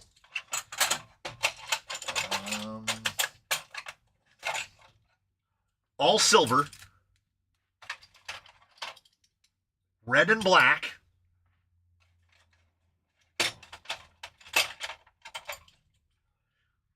Silver with black, so the opposite of that. You saw gunmetal. All silver. I have ones that look just exactly like that, but they're all black. The twins, of course, have red ring and blue ring on the silver. Yeah, I am fully Bubba Gump Shrimp Company when it comes to 105s. 105s are my jam, and my brain now only associates them with test wheels. And what they do is they allow me to be extraordinarily lazy because then I don't have to unmount wheels. I mean, I should, but I don't. I like to ask the blind guy when he's here, I go, how many sets of wheels do you think are mounted on the rack? Like wheels that I should have unmounted. And he always guesses a woefully low number. And I'm like, I go, no. Okay, these aren't mounted, but these are. And that set's not mounted. 105's black with silver. All 3 on that row are mounted. 2 out of 3 on the next row are mounted because one of them are baselines 8 holes. 8-hole beadlocks for Temu, $20 8 holes. They're in the different drawer. The beadlock drawer, it keeps picking up. There's the cheapest 8 holes that I've found so far. These are the ones that I ordered yesterday. Gorsh. So good. What are they going on? I don't know. We're going to have to build something to put these Trail 5 lug on. We're going to have to build something. I guess what we're going to have to do is we're going to have to build something. It is like we got to catch them all. It is like collecting all of the Pokemon.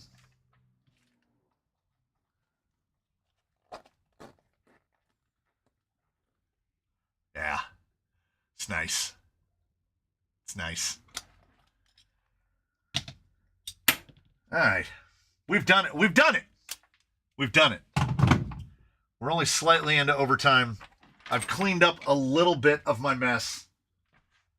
Full blown, mostly Vanquish. Headed out. Well, Ambulance-themed Land Rover. Ooh. Those white wheels would look good with a grandpa? Yeah, they would. Oh, they would. Unfortunately, the thing that we have fitted with a grandpa here is a Wizard, and it really needs those. Trial does sell hubs. Trial makes 5-lug hubs, so it's fine. And also, when you have too many wheels, which I think I probably do, I don't worry that much about offsets. I still have the set of Boom Racing Pro Builds that I haven't found a single thing that they will fit on yet. But I'm gonna. I will eventually. The 5-lug is definitely more scale accurate, for sure. We just, they went with 6-lug. Got everything ready for my Jurassic Park Rock Hobby Magic and Paint Shop. Hell yeah. Hell yeah. Now you got to dig through and find the old school. You got to get the Jeff Goldblum. You got to get the Dr. Ian Malcolm. And I can't remember Sam Neill's character's name. I can only remember Dr. Ian Malcolm. Well, there you go. So, I have too many wheels and tires with nothing to put them on. We remedy it. Next thing you know, camera 2, camera 3. There's some liminal spaces for you as we go. It catches that. It's like the movie where they could capture the killer in the eye of the dead person. What did he see before he died? He saw this. We did, you know what we did? We did a thing. Next week, this will be done.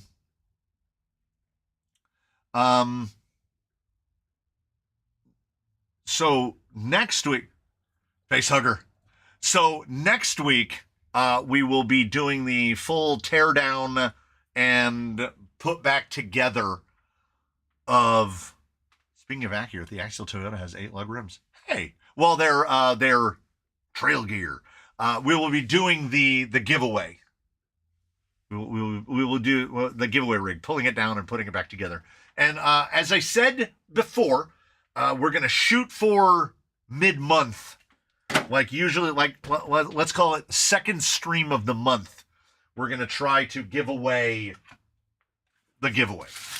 That sounds good to me right now. Presumably, it'll sound good to me in the future. Bosh. I'm going to go have a coffee drink. Hopefully, YouTube stops goofing around and figures out how to gift memberships, because it still says ZX2 Extreme is the last one that was gifted. So we got like close to 50 that it doesn't know. I guess it doesn't know where they went. So we'll figure it out if and when we have to. Thanks, everybody. No video today. I am trying not to do Friday uploads.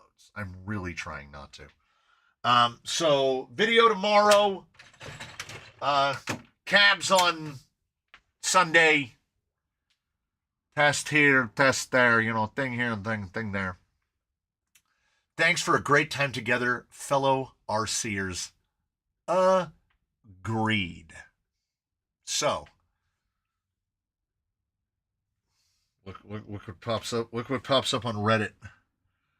Coyote versus SR5. Lasai. Keep the rubber side down, everybody. I'm going to see you all in the next one.